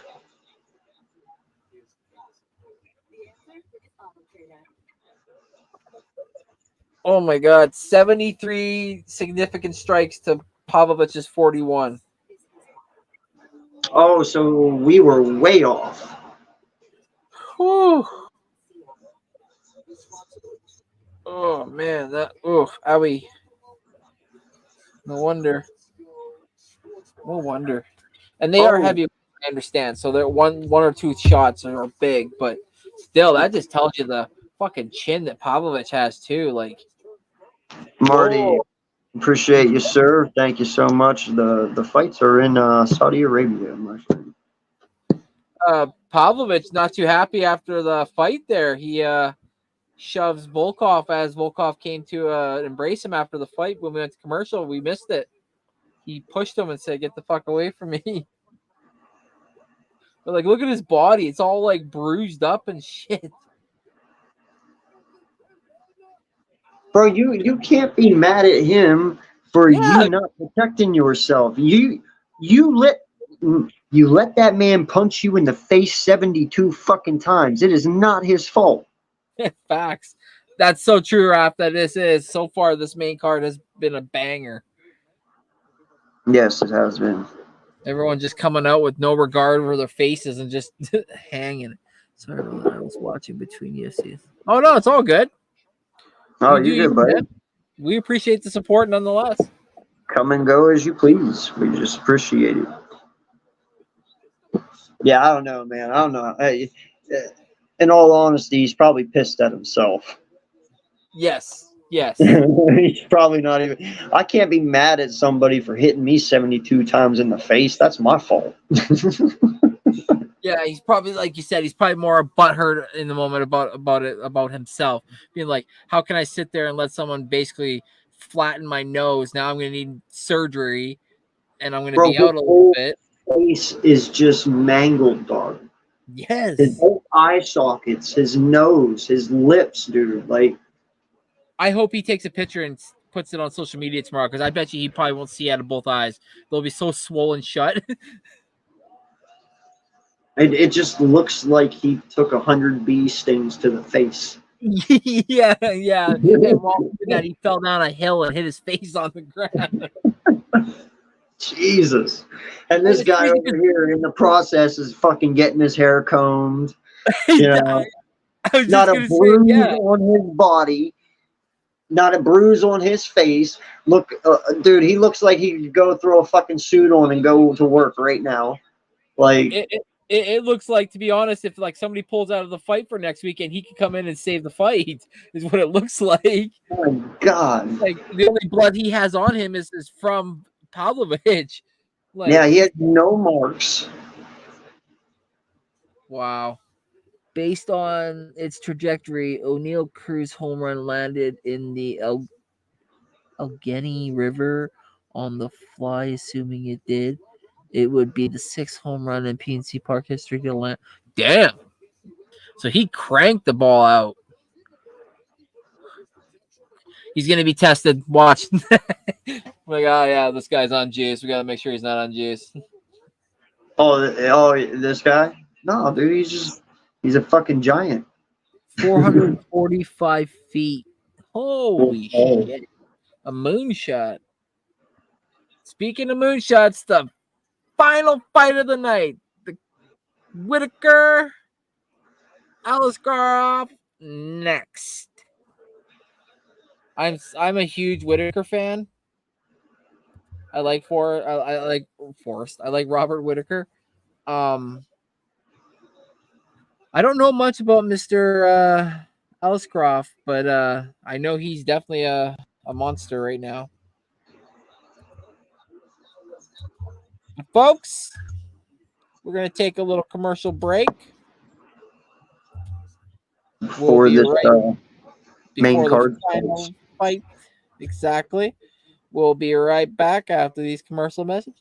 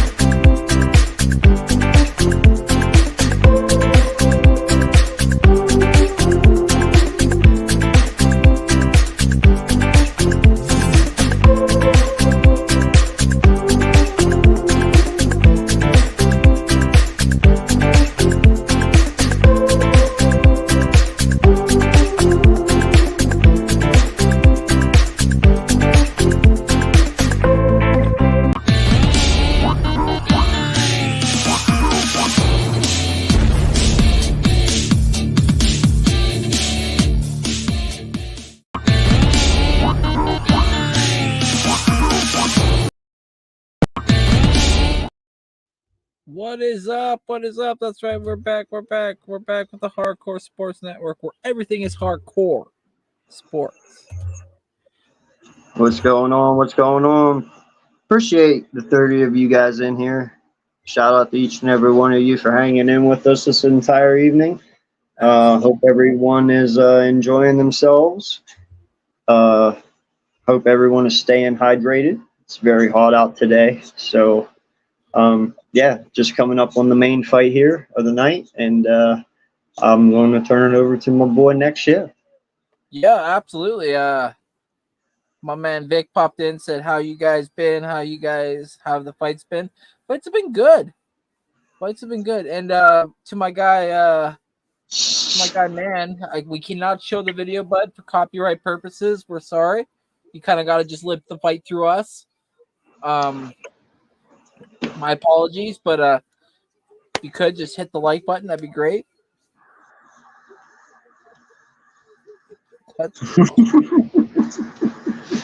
Wait, we're having seafood?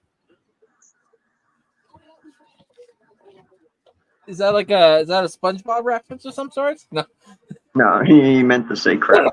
Yeah, I know. But hey, cutting crab, and it sounds pretty damn good right now too. Yeah. Kind of hungry. Yum yum. So who you got this one, big dog? Vic talking about it being too hot here. See, everyone talking about how hot it is. Yeah, that sucks, man. Yeah, I don't know. Like I said, dude, in Pennsylvania today, it got to be 100. So not my cup of tea, man. Yeah, I don't know how you guys deal with it, because it seems like it can be quite hot there quite often. It gets unbearable sometimes, but 100-degree weather, we don't get that often. You know, Okay. It gets to be like 92, 93, and with humidity sometimes like 95, but 100s don't come that often. Gotcha. Okay. So Ansar says Robert's going to lose. Oh, okay. Yeah, Urkam is on a 7-fight win streak. He's the combat sambo world champion. He was the winner. He was awarded the UFC contract on Dana White's Contender Series on season 6 of week 8. But yeah, this guy's coming in hotter than freaking lava right now. Obviously, they wanted to see what he could do against a very seasoned, very good fighter in Robert Whittaker, former champ. Obviously, he lost it to Israel Adesanya, but he's been a constant in his whole entire fight career. Robert, that in the top 3 to 5 range, like 1, 2, 3, 4, 5 range, so. It's interesting to see if Robert can return back to the Robert of old, or if Robert of old is never going to be the same anymore, and we got to live with what's now, because what is now is an older fighter who has at times shown that he's had wars and his chin has gotten weakened. And like Ansar said here, he says he's got Urkram winning by a KO. Jerome pops in and says he's got Robert for the win. So, Lot of split emotions. So it's going to be an interesting fight. I like it. I stated before, I like excuse me, I like Robert. I'm a big fan. But fandom aside, I don't know much about about Urkram to give you an honest opinion. So I'm going to ride with my boy. I'm going to ride with Robert. The Aussie. Oi, oi, oi. Man, he looks serious. Holy shit.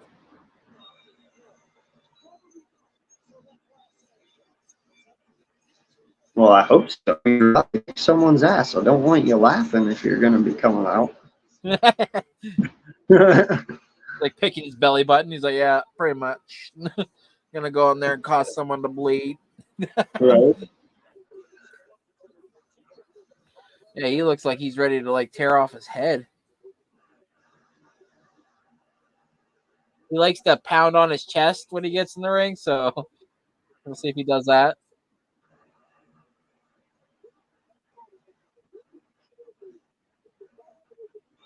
He's like the most dangerous guy walking to the arena, yet they got like 8 guys surrounding him. It's like, no, dude, I think he has it if someone thinks they can fuck around.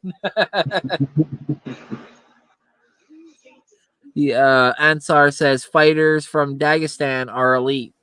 Okay.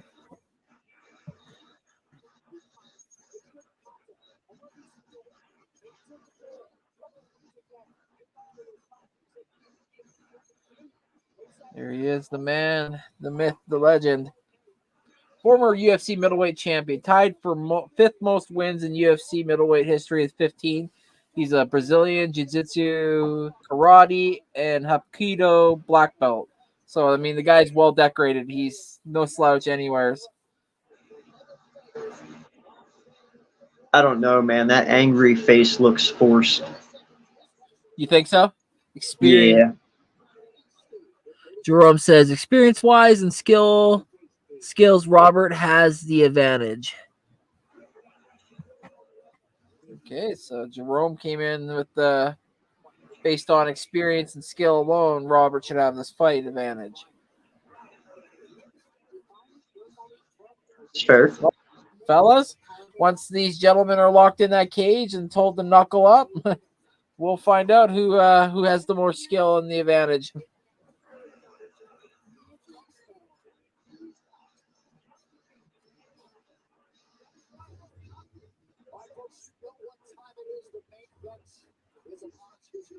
Yo, shout out to the Facebook people, by the way, chiming in. Appreciate you guys. Yeah, that's neat. Don't get many people on Facebook that often, so thank you all for talking and associating over there. We appreciate it. Thanks for showing the love. When hunger and craze comes, experience lose. Okay. Oh yeah, I get what you're saying. You know, the hungry dog always wins. You know, maybe Robert isn't as hungry anymore. You know, I do not know, but we're going to find out. One way or another, we know so one thing going to happen, that they're going to punch each other in the face. I hope so. Oh, good. Mark Goddard's the coach or the ref. I was worried that it was going to be some idiot. That's all we need is a good fight getting stopped because some ref thinks that somebody's in a disadvantage. Like someone's knocked out when they're not knocked out, because I've literally seen people be on the ground getting punched in the face, and before someone's called, you know, a stop to a fight. Right. I've never actually. I can't say I've never, but I haven't seen someone stop a fight for a dude that's on his feet still. Not like that, at least. He was not knocked out. You give it to there's always that one fucking ref, and it's like, how does he even have a job? Like, listen, I will give the guy credit. He was almost knocked out. 1 or 2 more hits, he was gone. But let him get them 1 or 2 more hits. You know what I mean? Yeah. First time as a UFC dog. So, Ansar's boy is the lead dog in the bettor's eyes.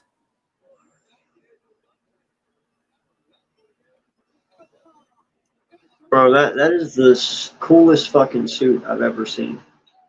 It is superb. I don't know how he gets his color. Whoever does his color coordinating and his patterns and shit, bro, props. Like, I would never thought of taking black and white and matching it with gold and making it look that good, but that's pretty badass, dude. Yeah, it like gives you vibes of like superiority. Oh hell yeah, bro! Dude, that is not a cheap tux. That is not cheap.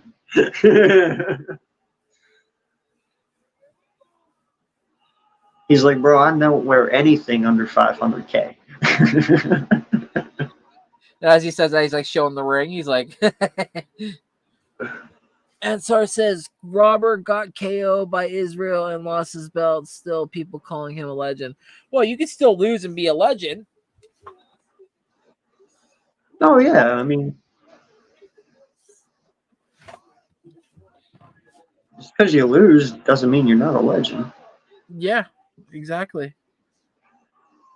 If he was a legend to start with when he entered that fight, just because he lost doesn't mean he isn't. Exactly. But what do I know? They touch gloves. Whittaker in black, Aliskerov in red. Is he going to try to take him down? Askarov's got 2 knockouts so far in the UFC, so he definitely has power. Yeah, Robert's a blitzer. He likes to come at you real quick. People who fight for legacy never lose. Well, you never want to say never. So,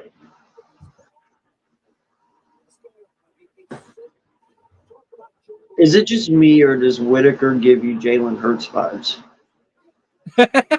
just a little pissed off, angrier version of him. Just walking around, scowl look on his face. Just a little bit. Why are you here? Well, I'm here to fight you. Yeah, why are you here? No, this is going to be a good fight, man. Let's get it.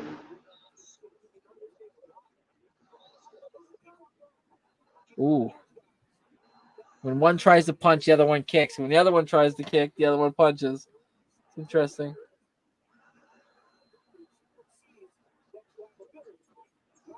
Robert wants to establish that jab so he can get Aliskerov thinking about it, and then he'll come over top. Oh, he rocked him!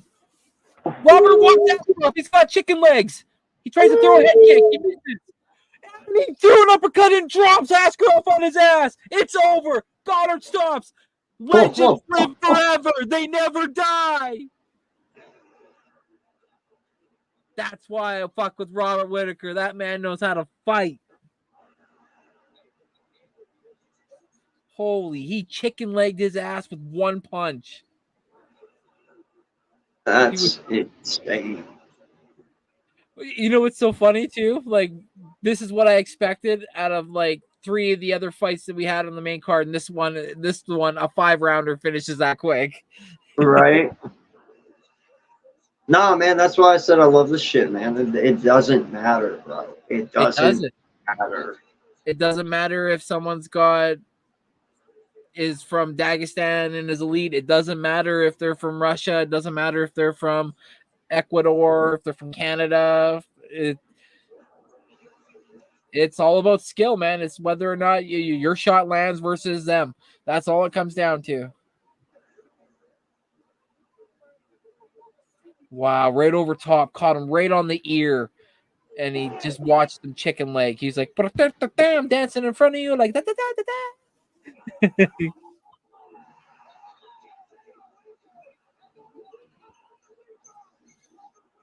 Bro, that was dirty. That was dirty. Oh, that dirty. That uppercut fucking rocked him, dog. I haven't seen chicken legs like that in a long time, bro. Like he was, his body was taken over at that point. I don't know. Like, that's right, Jerome. You did, bud. You said it, and you were right, my guy. I just didn't think it'd come that quick. Yeah, these middleweights, they like to toss the leather, but I'll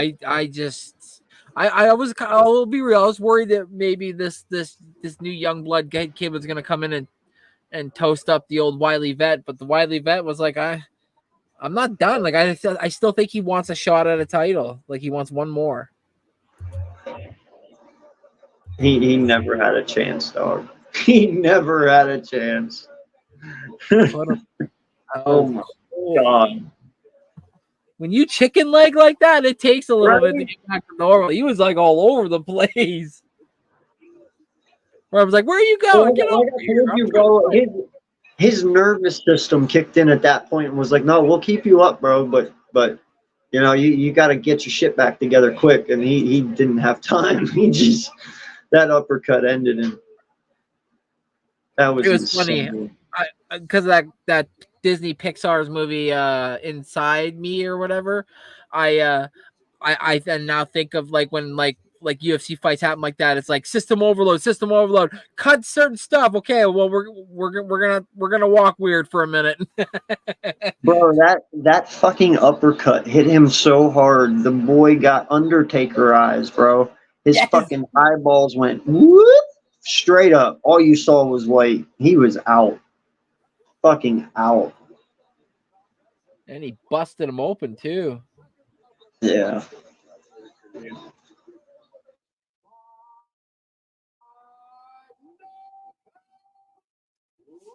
Knockout. Atta boy, Robert.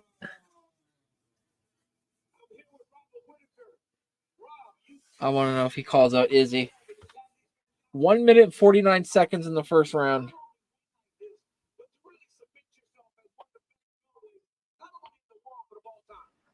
Yeah, that's really cool.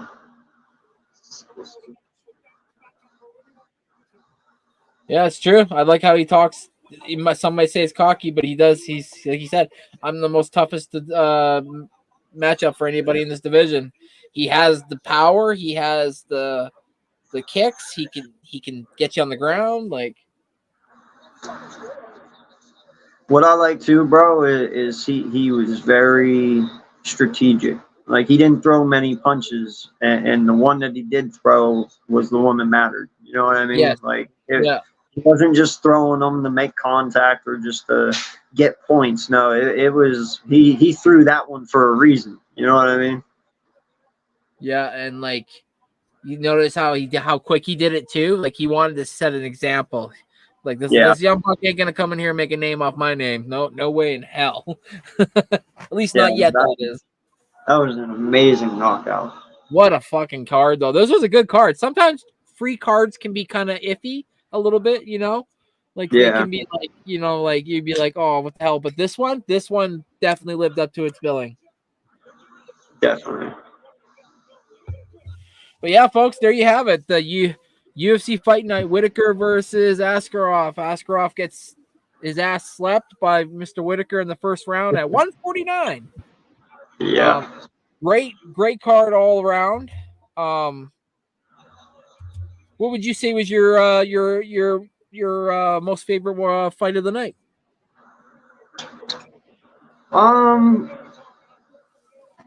And you watched some of the undercard as well, so you could even maybe pick a fight from there if you want. I only saw the last fight of the undercard, honestly. Oh, okay.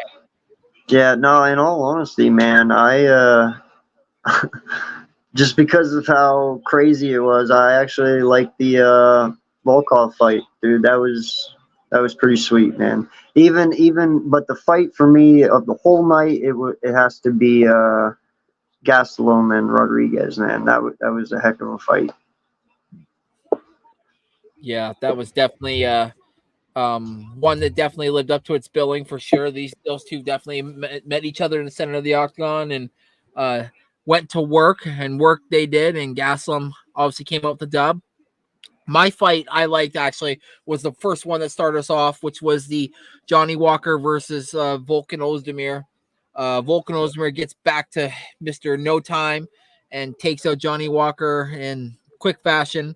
So I think he fast tracks himself into the light heavyweight division for potential to fill in if someone needs to for a light heavyweight intern title. So, but other than that, the Magomedov fight was lived up to its billing, and like you said, the Volkov versus Pavlovich fight was outstanding. But this one was pretty sweet too, just to see Robert get the dub and how fast he did it as well too. Like I said, coming up against a really up and coming Dagestani fighter who some, especially in our chat, said we're elite, and to be get put out in a minute 49 says a lot about where Robert is in his career, and maybe where this kid is too. That maybe he was just winning fights that the lesser of an opponent wasn't what Robert was. And like I told you, this was definitely a big step up. And I think the UFC wanted to see where the kid was. And at this point, I don't think the kid's ready for big time opponents, especially for how quick he got put out. But nonetheless, this UFC Fight Night was fun. This is going to be the first of many that we're going to bring to you guys from the Hardcore Sports Network and our channels alike. The big one next weekend, UFC 303. Obviously, Alex Pereira versus Yuri Prochazka saves the fight since Connor and his baby toe couldn't take on. I had a great time. I don't know how about you, AK, but shout out to the chat, everybody that came through from the Facebook side or our channels alike, as well as the Hardcore Sports. But I can't wait to do this again. Yeah, no, it was a great, successful first one, man. I really enjoyed it myself. Shout out to everyone who was in here. Hell, at one time, dude, we were up to like 44 people. So, I mean, that's really awesome for the very first show. Shout out to each and every one of you guys. Thank you so much. And I hope you guys come back to join us every Saturday. Definitely be more vocal in the chat. Talk. We love talking. We'll definitely talk to whoever, is in the chat. And, hopefully we all get to know each other very well.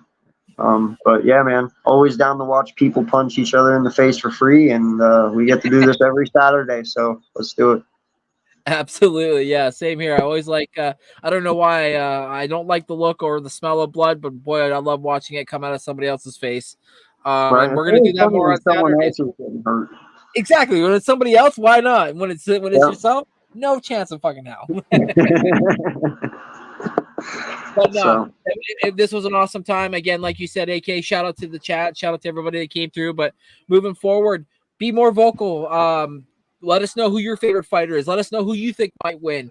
There is no wrong or right answer in this. We're all here to have fun. No one's going to name call or anything else like that. So until next weekend at UFC 303, I'm NextShift. And I'm AK. And this is the UFC Fight Night. And we'll see y'all, I guess, next weekend. Have a safe and wonderful weekend, everybody. Later.